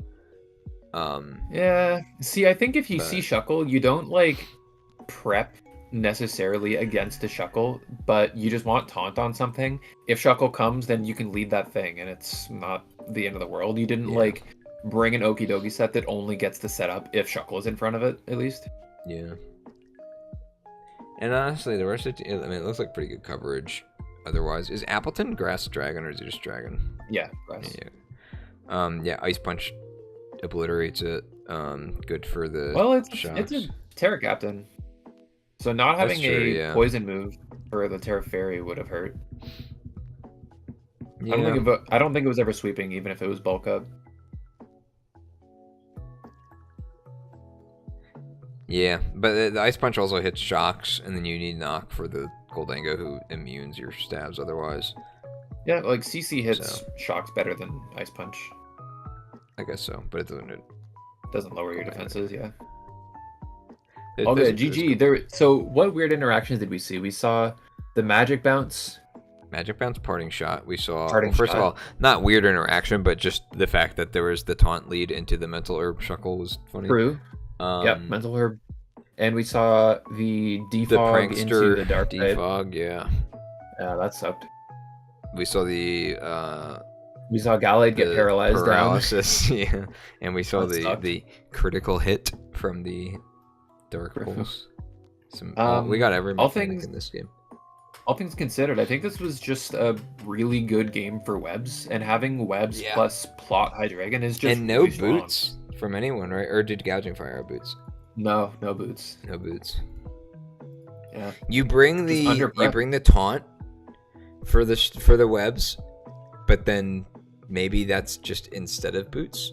Or wait, no, the Illumise. Oh yeah, Illumise was boots. Yeah, for because it had. But it doesn't matter. Yeah. But that's because it's the hazard control, right? But, yeah. And you're also probably not realizing that you can't clear webs in front of one of these mons. So like, I don't think it's like that crazy that it didn't bring. Yeah, and worst because case he scenario, did have multiple answers for it with taunt and defog. It's just neither of them worked out. Yeah, worst case scenario, the U-turn is at least super effective against the Hydreigon. And stab. You know, yeah. I mean, it has a pitiful attack stat, but it'll do probably like 35 to 40 with a U-turn. Yeah. Maybe 35, I'll give it. I think that's like decent, especially if you're only expecting the hazards to be like rocks and or spikes from shocks. So I think webs were. I mean, I said earlier that Shuckle's a kind of mon you can just like not really prep for and just play solidly, and you automatically have prep for it. But specifically in this case, when your removal loses on the spot to a plot Hydreigon, maybe it's a little bit risky. Yeah. I think it was probably just a combination of a lot of things kind of going wrong there. Yeah. Again, because really, the Prankster defog not working changes everything about whether or not you 100%. Think you're good for a nasty plot Hydreigon. Because your priority, theoretically, always clears webs to get something in not on webs, even if you're sacking the bug. But... Now, to be clear, I think Falk still wins that, even if the defog goes off, because everything is just slower naturally. Except for Heliolisk, which was Scarf and got a Signal Beam. Yeah, it actually anyways. did hit it, yeah. Yeah. Unless, I think the only out maybe was like Glare Heliolisk. Yeah, it also had Volt But it didn't have it. If you know the rest of your team just gets owned by this Hydreigon, Maybe just volt switch the first couple of times, get it a little lower, and then. But it's not Terra Dark. It's still resisted right now. I know, but it's still like. It's like 12%. Nothing else did damage to it. Yeah. So it's the only damage you're getting for the rest of the game. So. Yeah. I don't know. When you put it that way, I think honestly the webs made it look like, oh wow, Shuckle webs are so good, but honestly, paralyzing the Gallade won the game more than the webs did. Yeah, because it not once. Wait, how many times did it try to hit Hydreigon? Was it just 2? Or 0. It didn't try to hit Hydreigon. Yeah. It tried to hit the whatever it was before the Goldango. Or Goldango, okay. Oh, was it Appleton? Maybe it was. I didn't even know. I think the Appleton came in for one turn and then immediately switched. Oh. On the para, yeah, and then it swapped out. Yeah. So it was switching into the Axel, I imagine. Probably. Either way. Yeah. Either way, GG. Well played, GG. Falk. So Falk went up to 3-3, and then PF unfortunately is 2-4 after that. F. PF. F. All right. And finally, Bobo versus Dave Grigger. And I think this is our first Dave Grigger replay too, right? Dave Grigger replay. We watched a few last season. Because yeah, he was all over the highlights last season. I know him. Yeah. But this was a really good game. I remember watching it and being like, damn, I hope there aren't other Truant replays that are better than this. and then we reviewed Bobo. I was like, shit, we probably won't be able to review this next week because it was back to back. But yeah, it worked out that Dave was the only person of all of the replays that hadn't been reviewed. So true. And I think after this, I'm pretty sure most, if not all, people in Truant have been reviewed. I think so. Yeah, there's only like 12, right? We're getting pretty close. This is week 6, so we've reviewed 12 people, and we've done 2 repeats. So maybe there's 1 or 2 There's people one person we've done like 3 times, I think. Oh, right? I don't think we've reviewed Crabbit or Maul, actually. I thought we did do Crabbit. I can check my other doc real quick. We did do Crabbit. We've not done Maul. Yeah. Well, to be fair, I mean, we talked about this before too. Like, Maul's learning the game, like very fundamental things. Like, there's not a lot of value to reviewing those as much because it's like usually the mistakes are stuff that can be pointed out pretty easily, and all it would be is just like watching somebody get a setup sweep. You know, like once people figured it out. And that's not to say like we don't want to see you play the game. It's more just like if we're trying to do an interesting replay, it's like there's replays that are interesting because they're learning moments. There's replays that are interesting because they have spicy sets and they're fun to watch. Having one where it's like replays where people are just kind of get leveled because they are trying to learn the game. So. Yeah, and to be fair, in the last replay there were moments where just like complete knowledge check fail, right? Yeah. But that's one where it's like, first of all, not one that everyone knows. So like this is like PSA. This happens, by the way. Yeah. But also like it's in the context of still an interesting match, and like that's a real thing that happens even to good players, where it's like maybe not like you didn't know how a mechanic works, but you just forgot. Like you just forgot that something would happen. You weren't really thinking about it, and then how do you adapt to that? Or like how do you come out of that situation? But there isn't really any of that in some of those other replays where it's just like, oh, didn't know how Terra captains worked, huh? I just checked. The only other people we haven't reviewed were Maul, like we said, and across Truant. Oh, just it was Maul, Zethandis, and Damu. Okay, so Zethandis, I feel like we did a lot last season, so that's another one. It's like, but he could be on the list for doing one of these next couple. And then who was the last one? Damu. Damu. Okay. Wait, we didn't? I thought we did because he had the Rillaboom Morpeko team. I thought we watched a game of his. Maybe not. I guess not. Nope. All right. When do Damu and Zethandis play? I don't know. You'll be tuning in. I will be.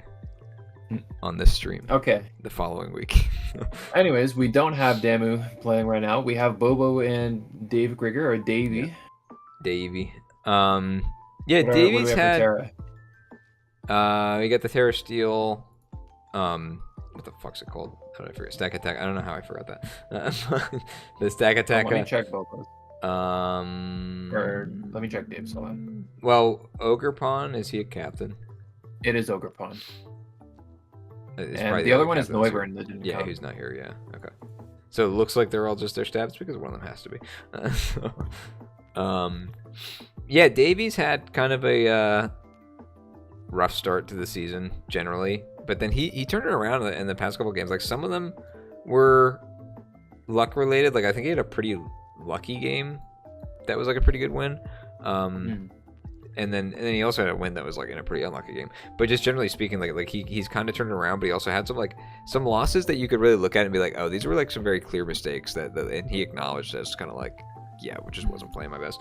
This game though, like this game and last week were both games where I think he just played well, and I think he's starting to play a little more to both of them what he's played well, capable of. right? Obviously. Yeah. But let's do you want to say anything about leads? I mean, Tusk could lead if he's a rocker. Sableye could lead if he wants to Tusk counter. into a Weezing lead might be risky. You think? Yeah. Maybe Quillfish is if it's a hazard setter, I could see leading. Yeah. I also Quillfish think is a good lead here. I also think Leech Steela, if it's Leech Seed, leading it's not a bad plan as well. Yeah. It could backfire into like a Combine Rapid Spin Terapagos. I'm wondering, what about Sableye lead against the Terapagos? Because then it can't hit you with its strongest move, and it also like if you were like taunt or encore or something, then you could stop it from like setting up. But, yeah, that's true. Yeah, I don't mind that too. So I guess we'll see. So it is the Terapagos into the Prim. Prim, interesting. So depending on what set this Prim is, maybe you just chip the the shell off. Oh, misses the Toxic. Misses the Toxic turn 1.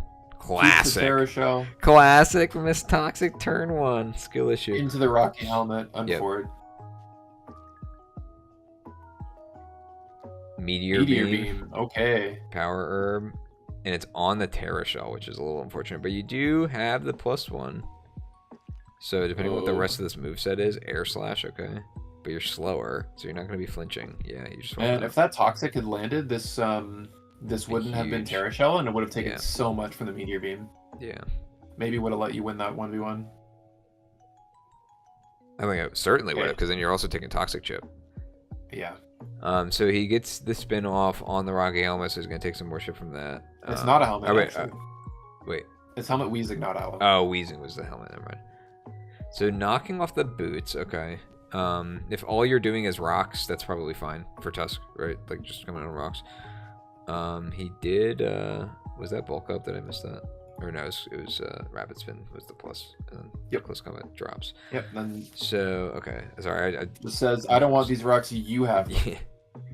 So CC not doing anything.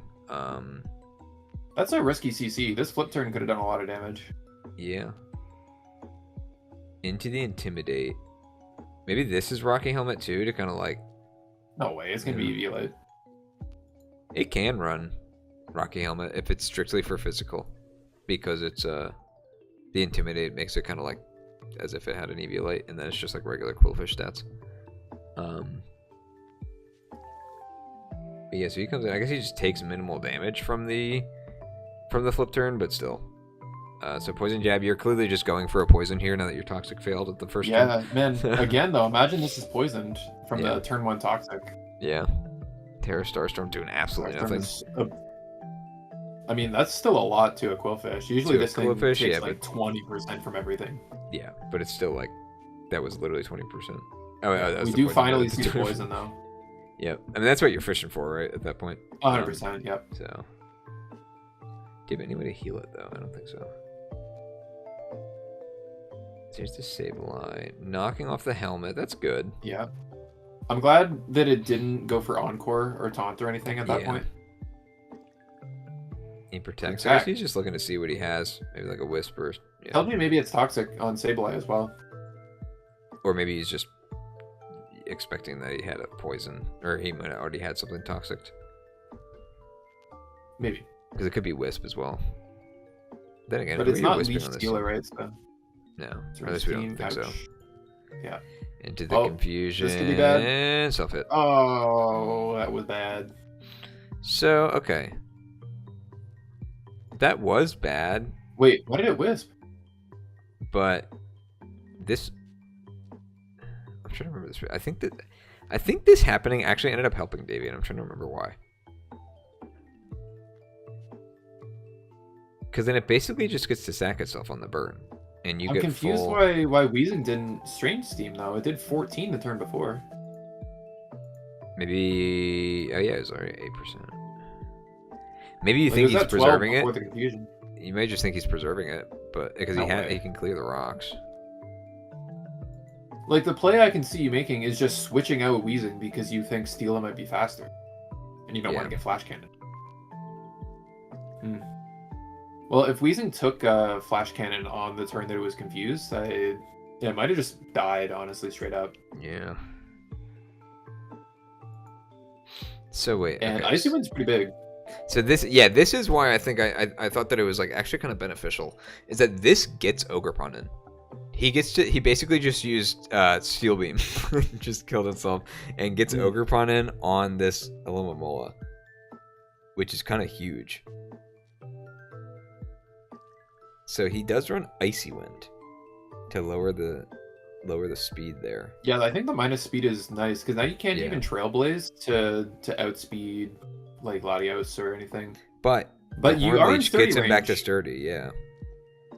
So I'm surprised that Aloe just went down like that. Yeah.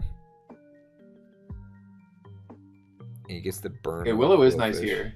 Yeah, because he doesn't have any recovery, unless Yeah. he's Pain Split, which he is. Well, but like no passive recovery from like lefties or something that counteract a burn. Yeah. So we are just gonna see. I think just keep clicking Pain Split, right, and just kind of like see how long you can stay in. Yeah. Yeah. I was gonna say maybe it's good for Weezing to make that trade, but I think it's actually risky into the Tusk. You want to keep your check. And there's the taunt, which is actually the Trick Room, nicely played. This I think the Quillfish was just played really well in general in this match. Yeah, it was just a good set so far. Yeah, it had like had every move it's needed, basically, including not doing the poison move that what's it called, the Bar Barrage, that like relying on like hoping that Prim hit toxic to something. Oh, true, yeah. So he just I think it poison doesn't jab have a poison chance though. It does. Bar Barrage, yeah. But I think it's less than poison jab. I think it's only like 10% versus poison jabs. Or wait, no, it's 50%. It's actually 50%. Yeah, it actually is. Now that I think about it, but it's weaker. So it's like if you don't have the poison, it's not doing as much damage. Yeah. But the poison jab, as well, I think it's just doing more flat damage. Maybe for Weezing or not. I don't know. Yeah, Metro. We talked about doing yours, and then I remember there's a stupid Hypnosis game, and we're like, yeah, we're not watching Yeah. that. Boo. we can go through it quick. There's nothing to talk about. We are keeping the funny, silly, haha moments on record. Yeah. Oh, that's true. Actually, let me add that one to the list. Yeah. So let me go back. So that's something that we'll probably revisit for like a best moments kind of content, and then for the poll as well. Yeah. All right. So we kind of missed what was going on here after the failed Trick Room. Okay. So he goes into Terra here. Yeah. He Terra steals. Mm-hmm. And the Gyro Ball, which does a lot. So but you are slower here. Do you think Dave thought though that it was going to click Body Press even though it was Terra Steel? Who is it? Who is it in on? I'm not sure. I don't think either of them kill Quillfish. Fennec says, "May I suggest watching my replay after?" Smiley. Okay. Yeah. Hold on. No. Yeah, I'm not sure. I just feel like that this is Terra Steel. So yeah, but the Sableye could also just be a general answer, right? Like it might not be specifically calling out the Body Press and more just being like, oh, I'm gonna bring Sableye in on this. Maybe I'm just looking at the fourth move on Quillfish, wondering what the play was against the Steel type. Yeah. Well, the play was to taunt and then swap to something else. Yeah. He did already get a Pain Split off, right? So like he's not going to be doing much more with that. I'm guessing that the Sableye is just kind of a general all-purpose answer to it. It's probably Fizdef Sableye. And maybe he wasn't expecting this Terra Steel. Yeah. Maybe. Having a Wisp turn here is really nice. Mm-hmm. Which it won't do anything to the pig. Fine if it... But yeah. But it's still, I think that's still a good turn. You can heal off. You do get priority recovery, yeah. When we've only seen T-Bolt that can even hit this. Yeah. And it's not boosted at all, so there's no way it's over the Paris. Oh, well, there it is. Yeah. But you're making more progress here than he is, kind of, if you just recover. Yeah. And actually, I think this is fine. Yeah, no, that's a good play because that's entirely on Terapagos now to hit a move that's not going to be immune by one of these two. And again, he's taking damage every turn. What I think you could have done is keep fishing for recovers until Terapagos is at like its last move, where it's in rapid spin range. You know, so like go for two more. With the spin. I just think that I do think that you're risking it when you're paralyzed now because he just kills you if you get full parried once. Yeah, but like either way, Terapagos always just has a free move on Tusk unless this isn't speed invested. Or no, actually, Terapagos is slower. Yeah, he's slower. He would have to rapid spin first, which he can't do with Sableye. Yep. Oh, and it's leftovers too. Yeah, maybe that would have been a little too greedy. Yeah. So there he gets the spin. Mm-hmm. Does he have Ice Spin or something to hit? No. Back into the Sableye. Yeah, I guess you're just sacking it. It's paralyzed now. It kind of did its job, like just trolling the mons that it trolled. Yep. And now once again you have this Ogerpon in here who isn't weak to flying, but he is weak to U-turn, but he has sturdy. The Alomomola that lowered its speed before is gone. Yeah. We don't know if it has Trailblaze or not, but at this point though, what does it need Trailblaze for? Well, I'm just saying if it wanted to outspeed the Torn. Yeah. But realistically, like in the end game here, like unless you know that you survive a certain amount, like you're just keeping this sturdy preserved for like one of these two mons until they show you that they can't kill you, right? You know what though? I feel like you can just proc it now because this is flip turning for sure. You think it's flip turn? Yeah. Yeah, 100%. Yeah, because I guess it just wants to chip the. Well, wait, but it's faster though, right? Or are they tied? They speed tie. It's a speed tie, yeah. I guess you're just risking not giving him the sturdy proc on a flip turn, right? Yeah. So you just keep him. And the Trick Room is that's true. But like putting it into range of yourself is also very valid. Yeah. This just kills. And this was an interesting play because so he puts the Trick Room down. Yeah. And then nothing on his team benefits from it. They're all faster than the Prim and the Quillfish. And true. Torn is faster than everything here. Latios is tied with the Ogerpon and faster than Tusk, faster than Prim. Like, and it did have the spinner actually. So, but looking at the damage makes me think that it's bulky Tusk. It's not very. Yeah, it's gotta be. But either way, like it's just like unless the play is to like pray that he somehow doesn't kill you with a CC right now, and then you try to sweep with your Trick Room, but you're never sweeping the Ogerpon. He has sturdy. I just don't know if I agree with the Trick Room there. I think you just I don't know. I mean, what's the difference though? Or yeah, I see. Because you're not killing the Tusk there. So you'd be getting the damage on the swap, and then he CCs, you just go to the Latios, right? Yep. Yeah. Or even the Torn. Like there's a lot of things that you can do there. But now, because we see, now, I'm remembering the game now, that it matters that there's now a Trick Room up, and everything here just underspeeds him, so they all go first. Thank you very much. Bonk. Yeah, like outside of Trick Room, cool. You didn't just take 48%. And now Prim can click Moonblast and be slower than you and kill whatever it's in on. Like, I'm thinking it's Scarf Latios. It was played like it was with Flip Turn. Yeah.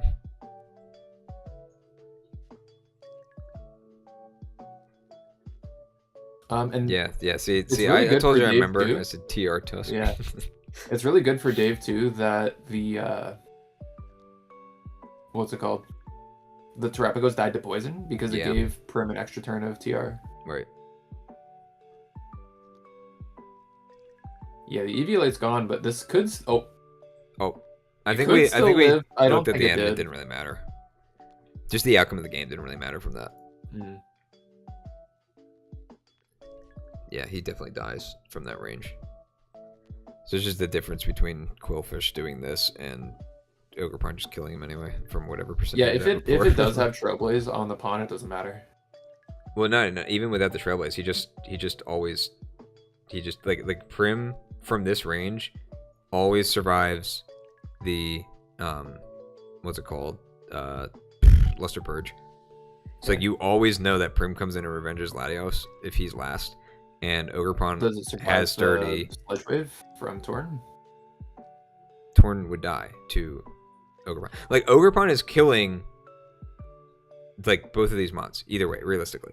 But if there's a world where somehow the Torn had enough extra health from the Quillfish, not like from the Quillfish dying sooner, the only difference is that Torn is at 31 instead of like, or I guess he'll be at like 50%, but instead of like 100%. But like Ogerpon kills him from that range anyway, so it just doesn't change the outcome of the game.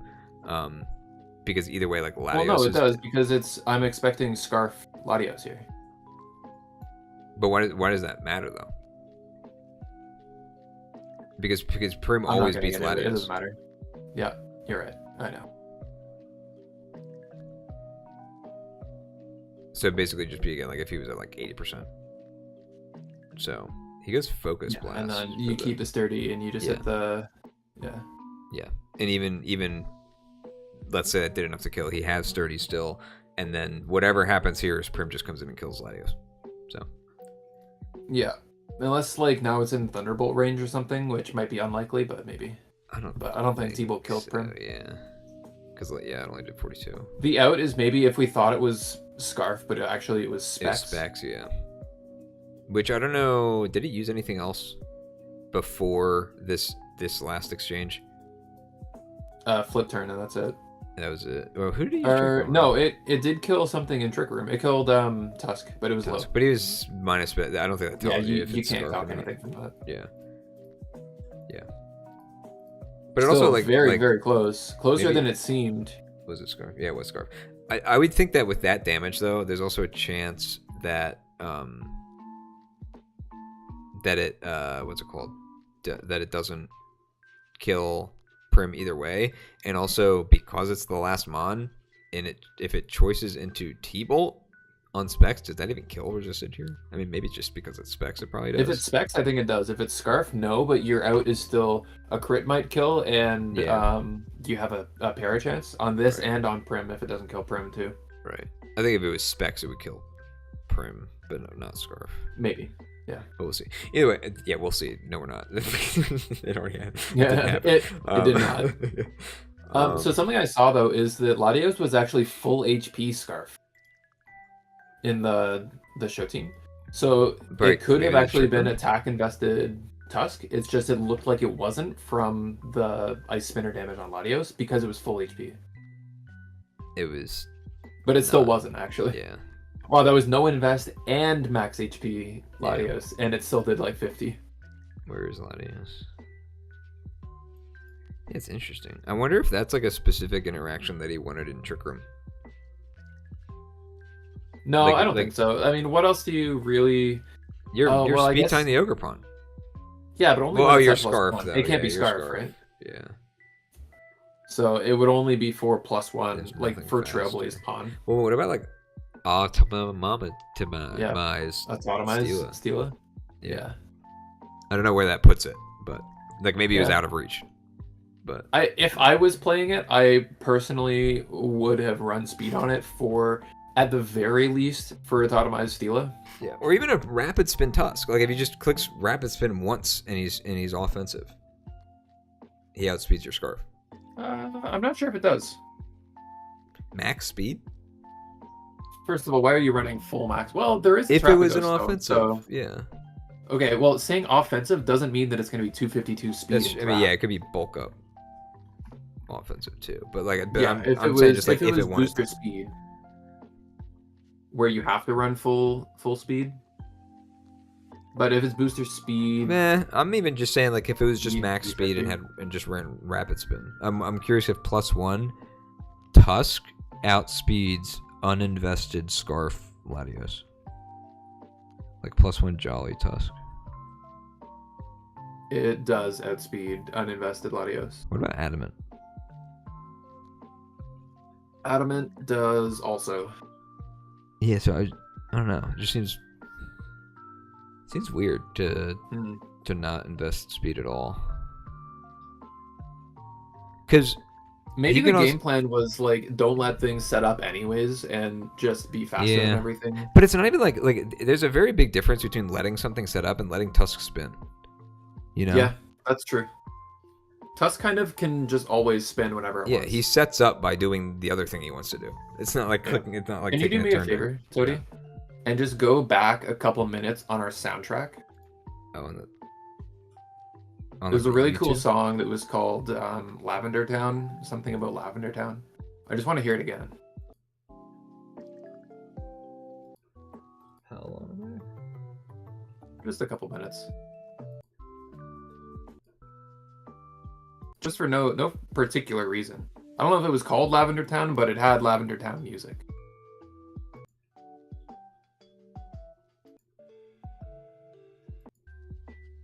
Oh, there it is.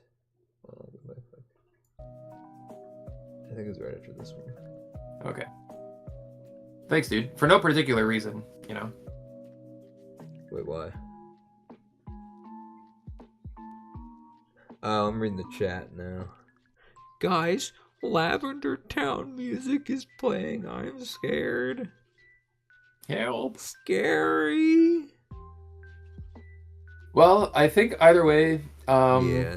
It was tough, really tough for Bobo to find it out there. I agree the Trick Room probably was the nail in the coffin accidentally for himself. Yeah. But Davey took advantage of everything that was given to him and didn't really give Bobo room to breathe, so well played. Yeah. Despite some pretty bad luck, too. Yeah, could you look at the teams and see if Torn has Sledge Wave?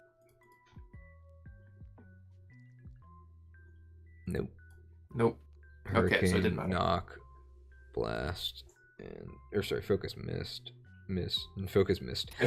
Focus Miss, and Heat Wave. Lumberry Stacka. Is this because of like an Ultra Beast thing? It's to get an attack boost. Oh, for the beast boost. You need 15 with a minus defense nature. That's crazy. Well, actually, with specifically lonely nature. Because it's plus attack, minus defense. Yep. Wild. Yeah, so it's crazy. You can't even run minus speed Stacka for Trick Room. So if you wanted, you could run a mirror matchup where you can run minus speed, like plus defense, and outspeed the opponent's attack boosting Stacka in Trick Room with a really strong body press. Wild. Crazy. I never thought about that. Probably because we don't have mirror matchups in the NBA, but probably why. Or any places, honestly. I think maybe just draft tournaments in general are the only place you really have mirror matchups or like where you have people coming from multiple boards. Yeah. Well, GG's to all four, I guess all 8 of the combatants this week. This was honestly just the tip of the Week 6 iceberg. I recommend to anybody who's still around or watching later, check in the Discord for the Week 6 highlight submissions. They were all bangers, except for the one that we don't mention. We'll mention it at the end of the season. Yeah, oh, wait, but honestly, just a very well played week by a lot of people. Really hype. Maybe even if it wasn't well played, it was hype nonetheless. So who cares? That's what I care about. Yeah. I'm just putting this here. Yeah, as a reminder for wrapping up. Oh, we wanted to go over the standings. Actually, forgot. Yeah, we still gotta do that. Yeah, we did already do the poll results though. Yeah, I was gonna double back on the poll results, but yeah, let's go over the standings. All right, there we go. Sorry, I just updated the doc there. All right, we got the standings. Okay, All-Star Division. I'm gonna catch up on the music. we finally have one person on each end of the standings that I don't think is mathematically locked or eliminated, but very, very likely to be locked is, first of all, me. Woohoo! I am pretty sure I'm locked into playoffs, which is all I really cared about this season. And Fennec, sorry, you may be eliminated, and if not, you gotta like double 6-0 in order to get in.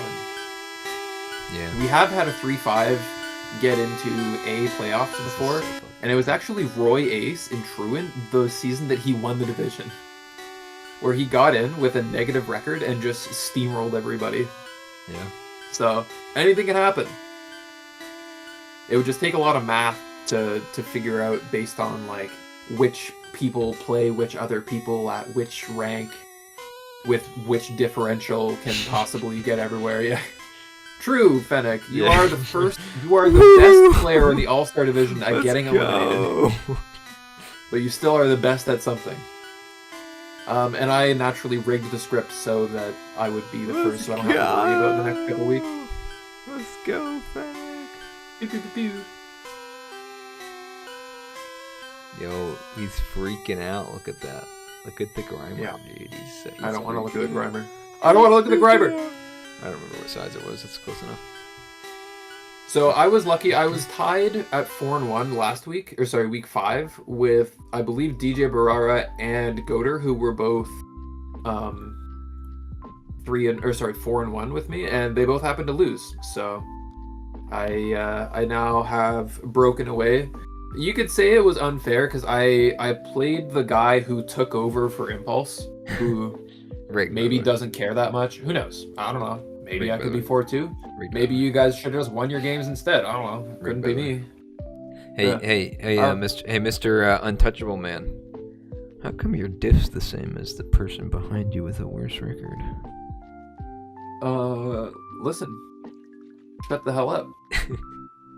Yo, Royce, welcome. Man. I don't know, man. Something that I'm noticing is, I know that at the beginning of the season, Azzy was really down in the dumps about his record, because I'm pretty sure he started 0-2. Partly because he played me, and like most people who played me lost. You know, it's not a big deal. But Who beat you? he was down on himself at the beginning of the season, and now he just went on a tear. Yeah, let's check out his record. I was checking yours because I forgot who you lost to. Oh, yeah, I lost week 1. Hey, I mean, losing to Zeb. Oh right, I'm pretty sure Azzy versus Zeb. Did we review that week 1? Let's find out. We did. Here you go, chat. These are the replays that we're gonna look at later because they have funny stuff. We did. Yeah, there they are. Wow, spoilers! What the heck? That's not really spoiler. These are all past ones that we've reviewed, and then these are the ones that were nominated but weren't good for a replay review. So we're like, let's just save them. We'll do them in a funny stream. We'll check out these later. As he says, we made a comeback. Yeah, how are you feeling about your season? Nice. How are you feeling about like your Terra captains as well? I'm interested to hear. Lucario looks like he's been doing well. 7 right now, dude. Yeah. Came to 3 games. Did he not come to the first 2? Don't remember. I'm pretty sure he came to the first one. Let's find out. Did he come to our game? I don't think he did. He was. Oh, he did. That must be literally his only death.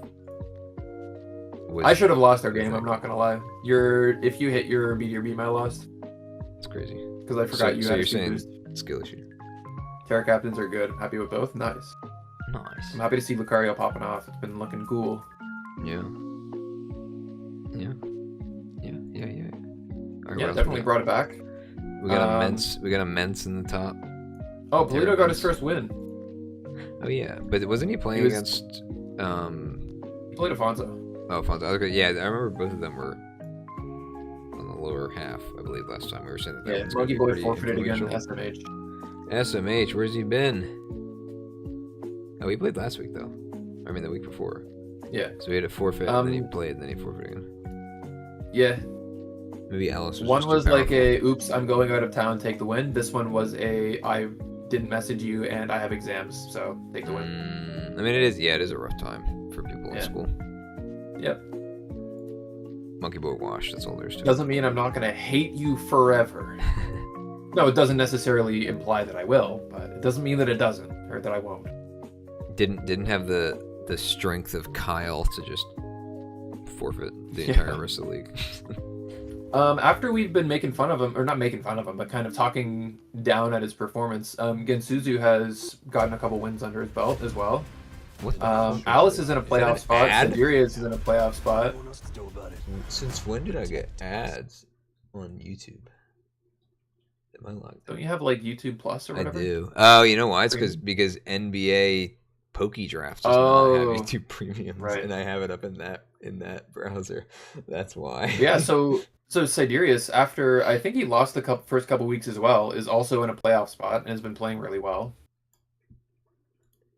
Monkey Boy is out of a playoff spot and is very close to elimination. Afonso's going to need like 2 6-0s to even just break even differential.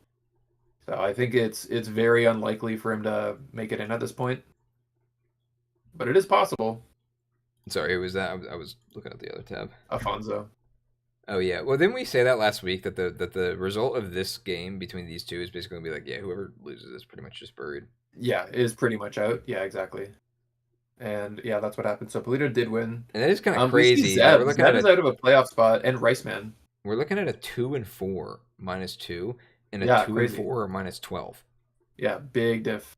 And a 2-4 -1 actually too. That's a crazy range of diff for 2 and 4.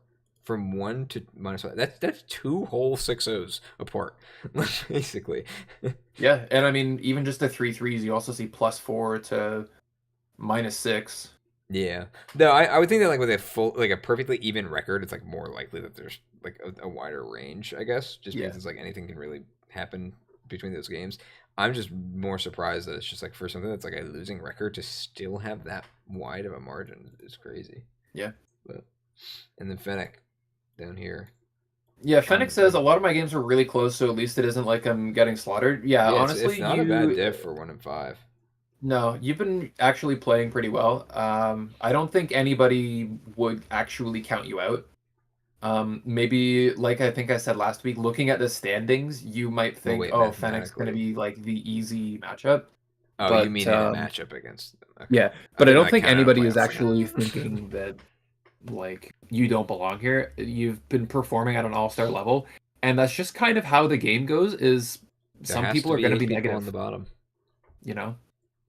So there's always okay. You're not necessarily demoted too. Don't take anything like that. I would still play your heart out next couple weeks to improve your standings. If you don't play your heart out, you are demoted.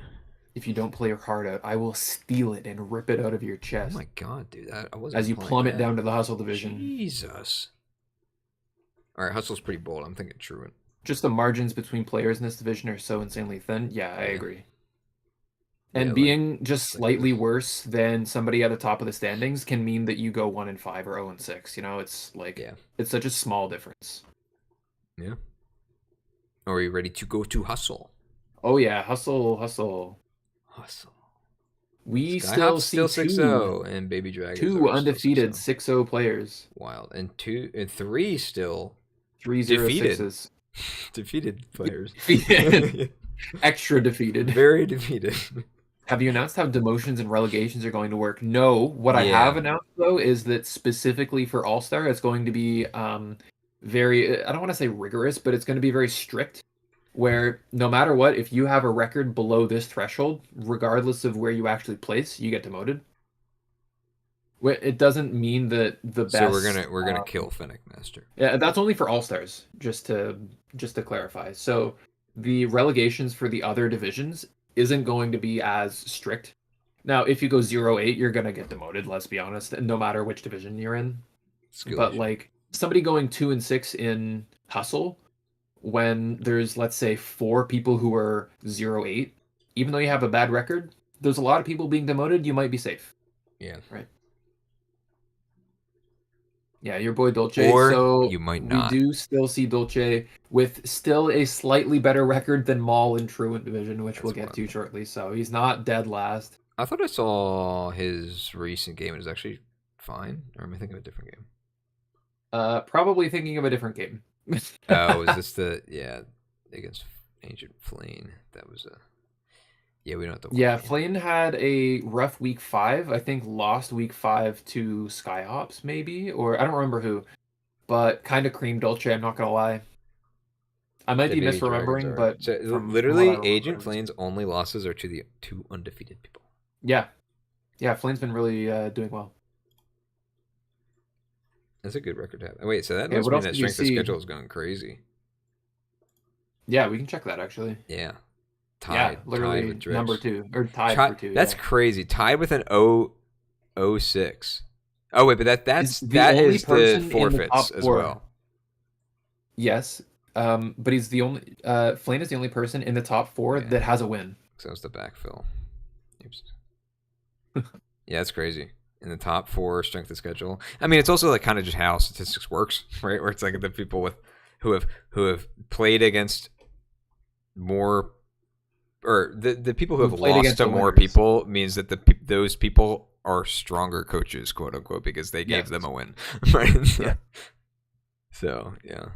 So I guess it But really still, just to means be that a lot of them positive played with the a same point, people. effectively a 0.65 SOS at 4 and 2 is pretty crazy. Yeah, that's really good. Yeah. Yeah.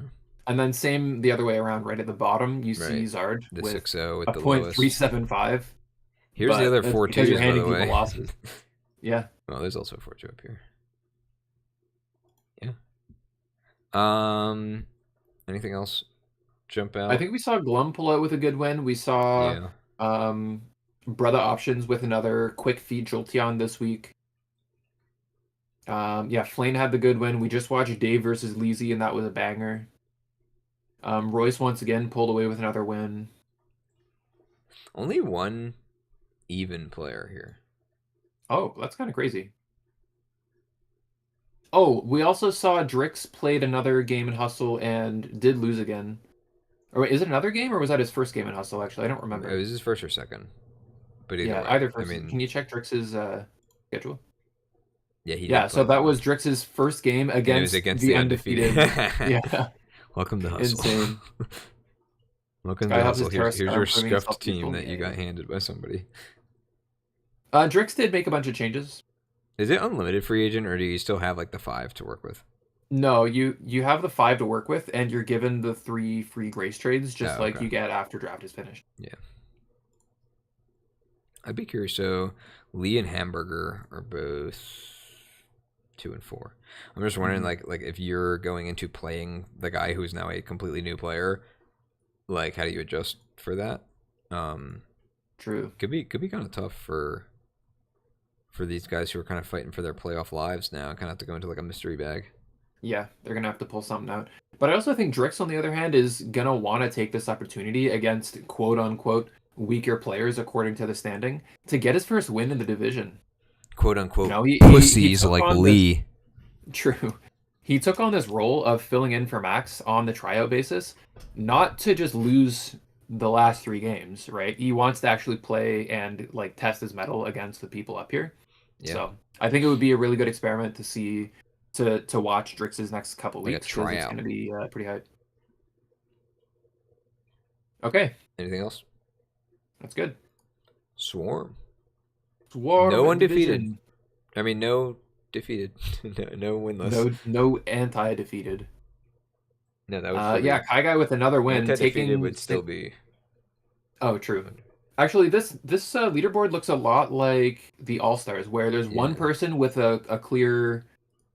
Actually, is it the exact same? Oh, I It think there's actually, one more forfeit. you know what's actually funny is that it's also an example of the person in first having a worse or tied diff to the person in second, just like All Plus Star. 6 is crazy. That means It that was because he got 6-0 in his first game. we know he got 6-0, but that means in the 5 wins there was only +1. a plus 12 diff, which is barely a plus 2. It's like a plus 2.1 or a 2.2 per game. You gotta add the diffs to the doc next season. That's so I know. helpful. I agree. I keep gonna do going that. in and checking Mark my for it. It's words. like it's not there. I will do that. What else here? So got a No lot of undefeated and even. no defeated. Yes. Got a lot of even records here. A lot of 2-4s again as well. Mm-hmm, mm-hmm. You said This there was is gonna another be the double division. forfeit? There was Or was somewhere, yeah, I forget who. yeah. This I is going to think be the there's more division 2-4s than where 4-2s. I'm pretty sure 3-5s are going to be out. So I think Chemfruit is eliminated and Kaigai is 3-5s. eliminated. Oh, Three, if they lose two more. Yeah. yeah. Just because given how many people are hovering the middle of the standings right now, 4-4s are going to be inevitable, and it's going to come down to diff. Yeah. The only way 3-5s ever get in is if there's like forfeits and there's nobody with an even record. Everybody has positive records except for Yeah. like eighth, who's 3-5. I will say Yeah. that I think this. Well, no, that's not true. You're right. It is similar to All Star. I was gonna say it looks like the most balanced division. Um, there are only two double-digit diffs in the whole True. division. Here there's four, but it's like the top and the bottom. Yeah. But like compare that to like this, right? Which is like so top Yeah. heavy. Yeah. Um, but Yeah, I guess I didn't really realize, but Hustle's been having a lot of blowouts. yeah. Well, this is Like a lot kind of of like a 5 and this is a 6-0s. very new season for Hustle, It where is. it You're right. You're lost right. a lot of the heaviest hitters. So now a lot of the strong players are just people who might have been kept in check by these people, but Mhm. now are basically just, you know, playing against people who wouldn't be Hustle in a normal season, right? Yeah, you're Which right. isn't And the fact necessarily that true. Like Lee won Swarm, so like he probably would have yeah, been Hustle even without the change. And like for again, sure. it's a record doesn't say everything.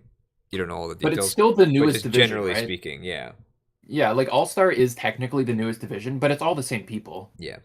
But I don't well, think there's a single it's new person. Oh, I guess Impulse there's a few new people and Afonso. Yeah, Impulse and Afonso are the only new ones. in All Star. Yeah, because there are people And who also, jumped Hustle from Swarm, yeah, and Hustle has people who jumped everything, right? right. Well, that's what I'm Dulce saying is Hustle and is just hands down the newest division, yeah, even yeah. though It's like the the most name is new or is right. not new, There's right? there's some people that were Hustle that fell off into it, and some people from Storm that got promoted. But yeah, it's definitely the biggest like mishmash of just like Yeah. nobody really knows Yeah, where but these next people would have season, placed. All Star, Hustle, and Swarm, I think are all going to be sorted much better. Yeah, And I know it's hard to say, and we say this every season. Next season is going to be even more tense standings wise than this season, which is hard to believe because it feels like every single season the standings have been getting closer and closer and closer until the point where it's like we can't get any closer. yeah. And Well, seeing the top players of Hustle the only way to get further away move is up literally is to going to be even better. destroy a division, right? Yeah. Yeah. So Yeah. that's what it took. Because you're right. Like it was literally getting closer and closer and closer, and now the divisions that are the most like they were in the past are still just as tight as they were, but the Yeah. one that's blown open kind of is the one that's like hasn't had that time to coalesce. Yeah, and well, in previous seasons, I think Swarm has never been a blowout thing where like multiple people are 8-0 and multiple are 0-8. It's never been that drastic. Yeah. But there have been like large discrepancies between the top and bottom kind Yeah, of for sure. group like But it's usually like clusters. one or two people, right? Right. But, But the fact that we split that division in half and then added a whole bunch of new talent means that there's just naturally going to be a lot of turmoil in yeah. the middle couple divisions that it's split into. Mm-hmm. It's kind of like it was like cell division, right? Where now it's one and the same on either side. Now we just have to figure out where everybody really belongs in future seasons. And the NBA is going to be the hypest league that I know of next season. Count my words. We're going to start paying out contracts.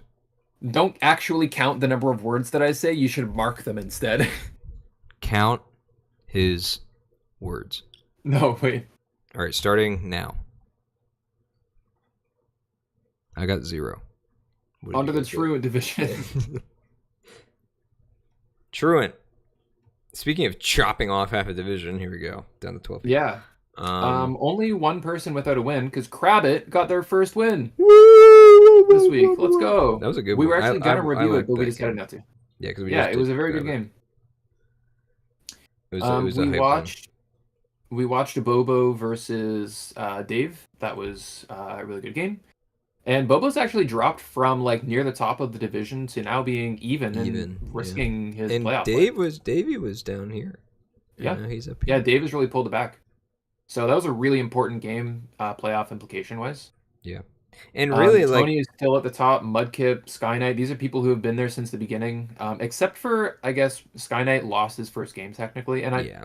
Well, that wait, didn't we say that all of the people who went on winning streaks all lost their first game? Across all divisions or here specifically? This division. Lost first game, 5-1. Okay, well, we just checked. Mudkip lost to Tony, so yeah, and Tony then, won. Oh, I guess that makes sense. But could have because Tony was undefeated. No, for a bit. Yeah, Tony's loss was week 5. Right. But specifically, Mudkip and Skyknight lost their first game in our here, and I think Davey lost his first game too, and he's up here. Or no, he won his first, but he lost 2 after that. I know he was negative at one point. He's still on the comeback though. Yeah, but what I noticed, what I was gonna say about at least Davey specifically and Bobo, where it's like, yeah, Bobo went to even, but also like it means a lot for Davey specifically when you're going not only up to 4-2, but 2 of his wins were Sweets and Bobo, who are people who were like normally at the top and are now 3-3. That 3-3 is less of a mark against them and more of a mark for Davey getting 2 really good wins. Yeah, it doesn't make those wins any worse because he made their records worse, right? Yeah, like, let's check the strength of schedule. On coach, Yeah, Davies is up there. Yeah, Davies is right at the top. But also, like, I'm thinking more even just to like past seasons too, where like we know at least like Bobo was more like last season kind of popped off a little more than usual. But I can still say like just like looking at like going into those matches, if you're Davey, you're looking at those as big matches to win, and he did pull away from both of them with a win. And if either of them had won, they're at 4-2 right now, right? So it's like it's still like, and that's the second best record in the entire division. Yeah. So effectively. So that's why like it's like I wouldn't count either of these 2 out. It just means that somebody got a good win on them. Yeah. Well, I think if anything, it's the only thing you really take away from it is that Dave just has the clutch factor in him this season. Yeah. And I think this will maybe be his first playoff berth. It is as well in the division. So if you are clutching out big wins like that's the kind of game you need to play in the playoffs. Yeah. To have any sort of success. So I'm really excited to watch Davey go into playoffs. Hypothetically, he's not locked. Yeah. But at the very worst, he'll have a 4-4 differential game to play. Yeah. And yeah, he's my pick to watch this season for playoffs so far. Yeah. And you know, obviously this is not based in science, but you know, you think that when you have an unlucky streak that it's like you're due for a lucky game, or if you have a lucky streak then you're due for like a really unlucky game. We saw in his replay today, he's still getting unlucky games and he's winning. Yeah. So it's not even like you just had this crazy luck streak and say, oh, he's gonna fall back down to earth when he gets a bad luck. Jesus, you beating your mic? Sorry. But like if you're that kind of person that's thinking of it like that, he's due for a good game. If anything, like, he's due for a lucky game. Yeah, he's due for a clean dub. Yeah. But anyway, that's all I got. Cover all the standings. I guess we haven't taken a look at the Pokemon leaderboards for a little while. I guess we can just glance quickly. Do you want to just go truant up to All-Star? Let's just go up. Yeah. Reverse order here. Mega Pinsir, that's right. Oh. Skyknight's Mega Pinsir finally fainted for the first time this week against Roy Ace's Mega Garchomp with Power Gem. Wait. This week? That was week 3. Is it somebody else's? Wait, maybe was it a different Mega Garchomp? Garchomp? You said Pinsir. Did I just spoil the week 7 battle? Well, he has a feint. Yeah, Tony has Mega Chomp, not Roy. Oh, he died to the Chomp. Yeah. Tony. Well, okay, so then it wasn't his first death; it was his second because he already has a feint here before that. Oh, true, because it has already fainted. Yeah. True. That's probably why you saw one feint and said, "Oh, I saw that die." Yeah, I saw that feint happen. I just haven't marked it yet. Yeah, I'm pretty sure they yesterday or something. All right. Well, we know the outcome of that game.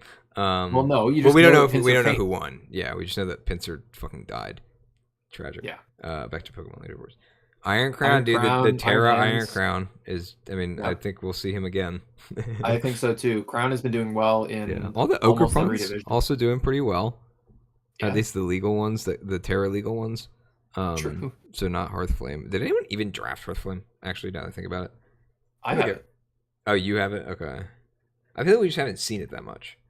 Yeah, see, this is I think I talked about it a bit at the beginning of the season where like I never intend to draft it, but like Cinderace is always picked up early and I never draft grass types. So I'm Yeah. always like, okay, I'll just take Hearthflame that nobody picks but is a really good There it is. mon. Yeah, so undrafted, it says 13 points. Undrafted in Truant, undrafted in Swarm. It is drafted in Hustle. So, And in All-Star. yeah, well, yeah, you have it in All-Star. Difficult to I use? think it's Yeah, because and no Terra compared to the other Ogre Pawns. For a mon that can't hold an item either. It definitely has drawbacks. So I can see why. Not saying it's bad, but why it doesn't jump out to people the same way that like the other Ogre Pawns do, where it's like they can be a good Terra captain if you need it.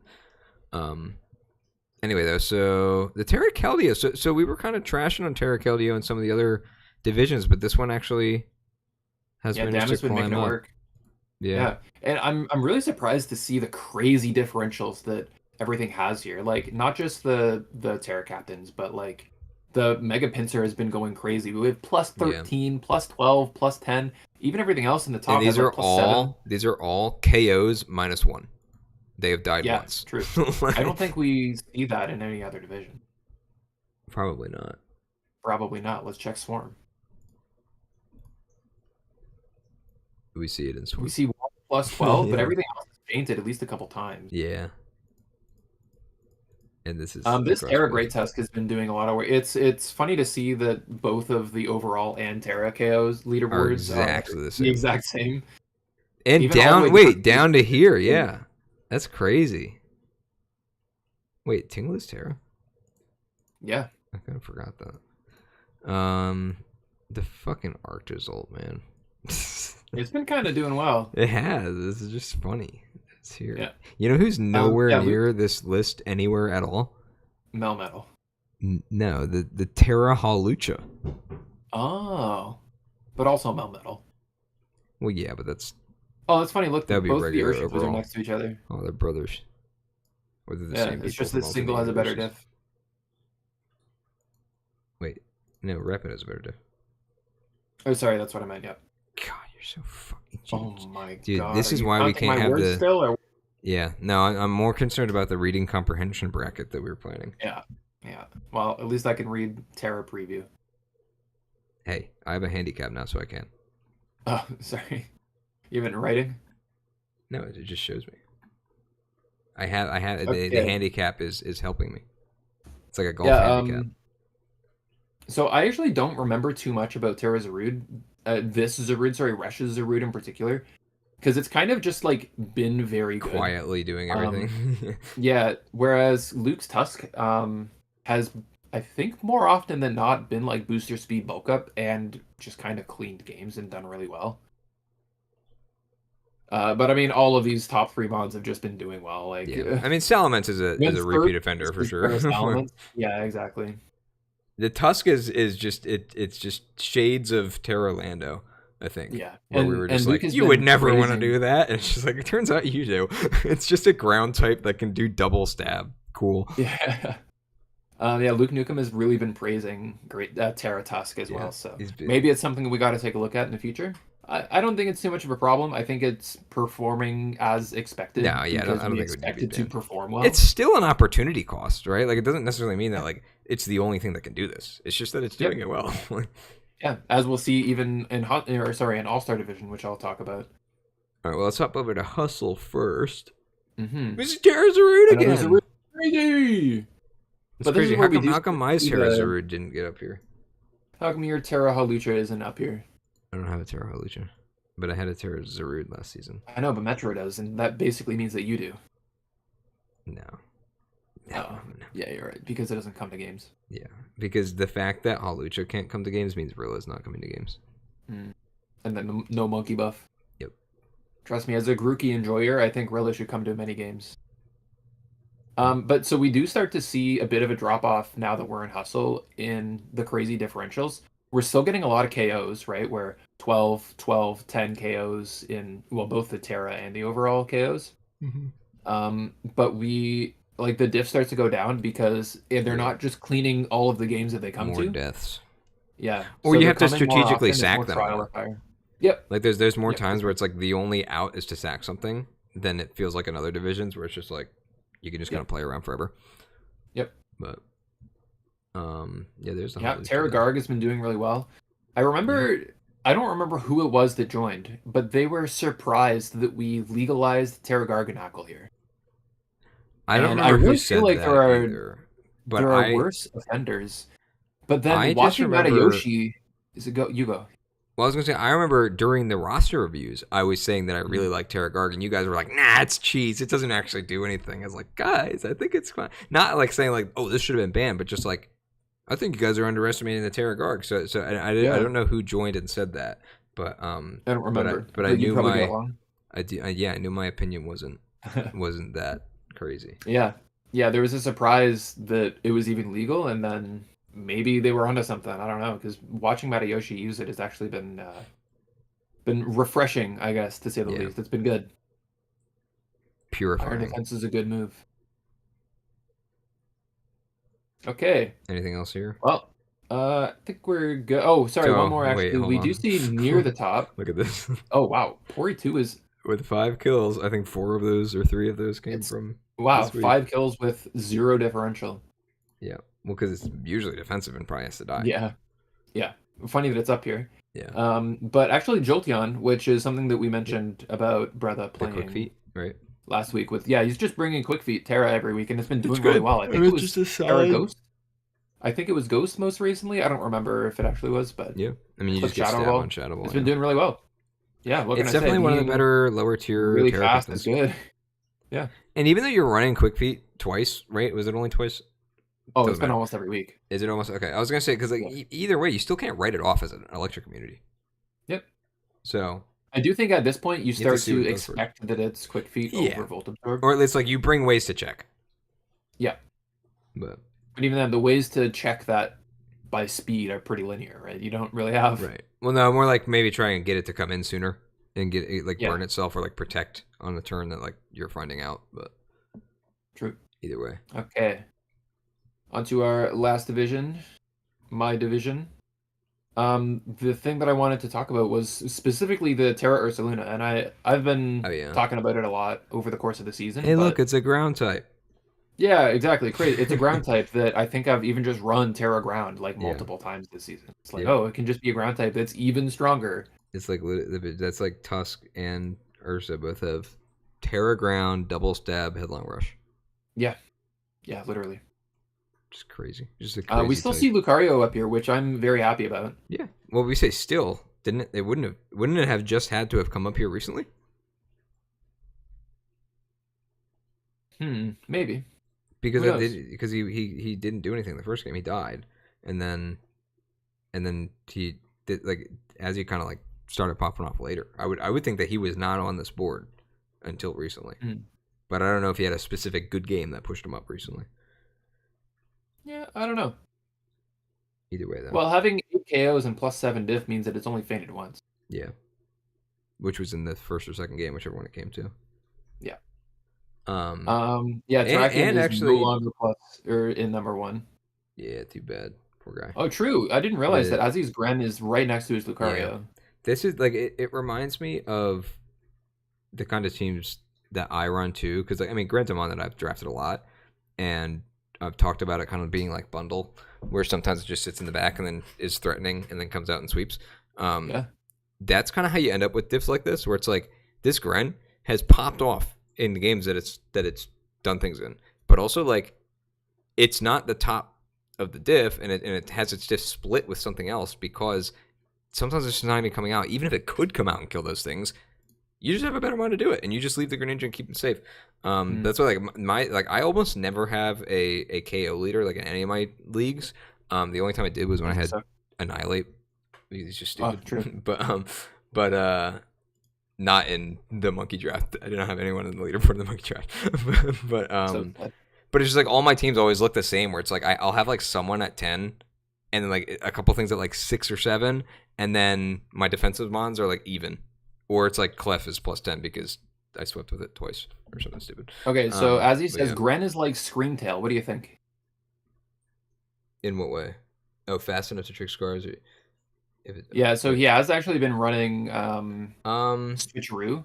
I think Scarf Switcheroo. Yeah, no, that's good. So that's kind of why it's fainted, I think, a whole bunch of times, is because giving something a Scarf or a Specs or whatever you're tricking onto it doesn't necessarily show up on the leaderboard. Yeah, right. Where Gren even though for that top could support, get you out of a bad spot. But I understand the trick part. But when is Screamtail offensive? Like calm. Well, it's fast enough to trick Scarves onto people. I guess it's like Calm Mind or Bulk Up. But like I don't think you really respect Screamtail's offenses in the same way that you respect Gren's offenses. And set up though. Yeah, but Gren's also like the opposite, where he's just not even setting up unless he's SD. Yeah, it's just hitting. Like he's either hitting or he's doing the utility thing. Yeah, pivoting around, tickling things until it can kill. Yeah, and Screamtail without setup does negative damage. Honestly, Screamtail with setup does negative damage. Well, you can still do the funny like bulk up call mindsets where it's like, can you call that offensive? Sure, if it's just max speed and just like killing things.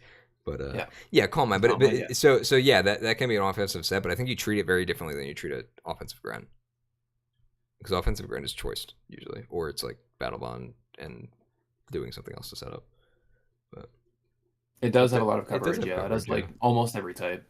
But it also like can't really fit more than 2 moves when it has to heal. Either way, no, I understand what you mean though. Where it's like it does kind of end up being just like that fast mon that it's like you have to be ready for the main thing that it does, but you also have to be ready for it might just trick you, right? Yeah. Sorry, someone's honking at me. I gotta get out of this intersection. All right, I'm out. Huh? I don't know. There was a honk. I think people can like hear when there's sirens. My mic's pretty sensitive. Oh, we did. I thought you literally left the computer to go and like move your car in an intersection or something. I'm like, what are you talking about? There's just a car horn. I was like, oh shit. Oh, hold on. Why are you parked in the intersection? I'm holding up traffic. Let me get out of here. Just doing the entire stream. It's a brand new car, dude. Yeah, I know. This is crazy. They just made that thing, and you're gonna go and throw it in an intersection? It was used. It just had 5,000 miles on it. Brand new. And they made it just got it. Yeah, it's brand new for me. And I've only ever driven it so far in the dark or in the rain. So rad. Well, up here we do just see, like I said, the differentials up here are a lot more sandwiched, where the top diff in the entire league is +8. Look at this. It's the same diff, by the way. It's just separated by the alphabet. But he has another. Oh no, it's not the same diff. That's the same. It's the same KOs. That's still a lot of KOs. Like it's still like 9, 8, 8 split up like that. Like you're kind of the closest to that, and you only have the 2, 11 and 8.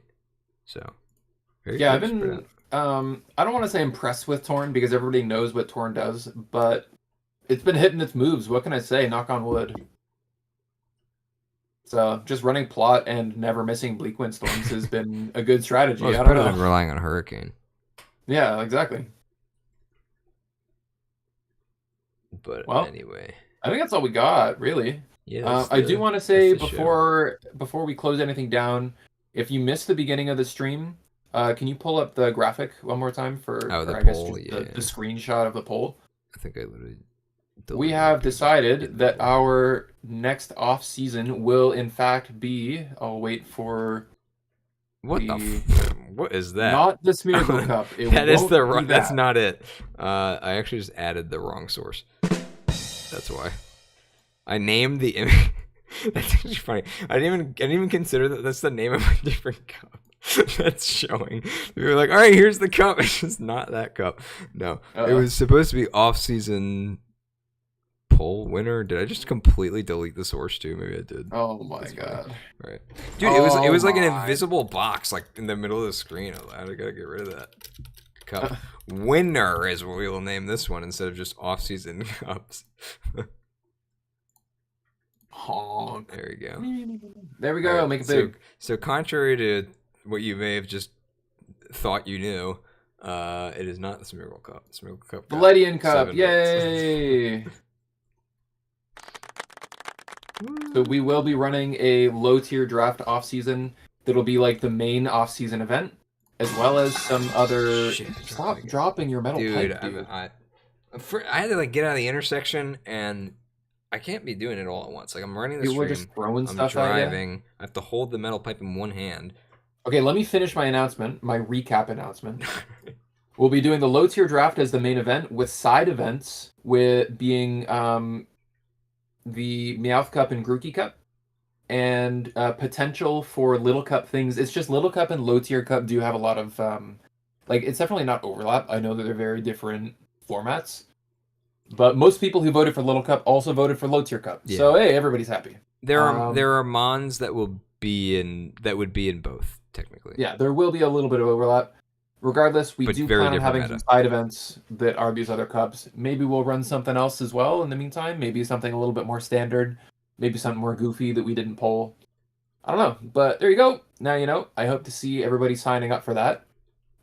Sign-ups will be out by the end of the season at the very least. By the end of the season. And we'll get to working on a doc and a tier list as soon as possible to make this the best off-season we've ever had. And by best off-season, I mean the first one that isn't scuffed. It's going to be great. I didn't think the last one was scuffed. It was pretty scuffed. It was fun, though. It was fun. I'm glad it was fun. So maybe we should just keep this scuffed, then. I mean, we've had a pretty good track record with scuffed off-seasons, right? Yeah. I think that's the fun of off-seasons. They kind of have to be a little scuffed. Listen, as a league commissioner, I now have a fire in my breast that desires quality off seasons that is yet to be quenched. Don't talk about your breasts. Talking about my breasticles. Come on, man. All right. Come on, dude. Stream's over. Play us off, Mario.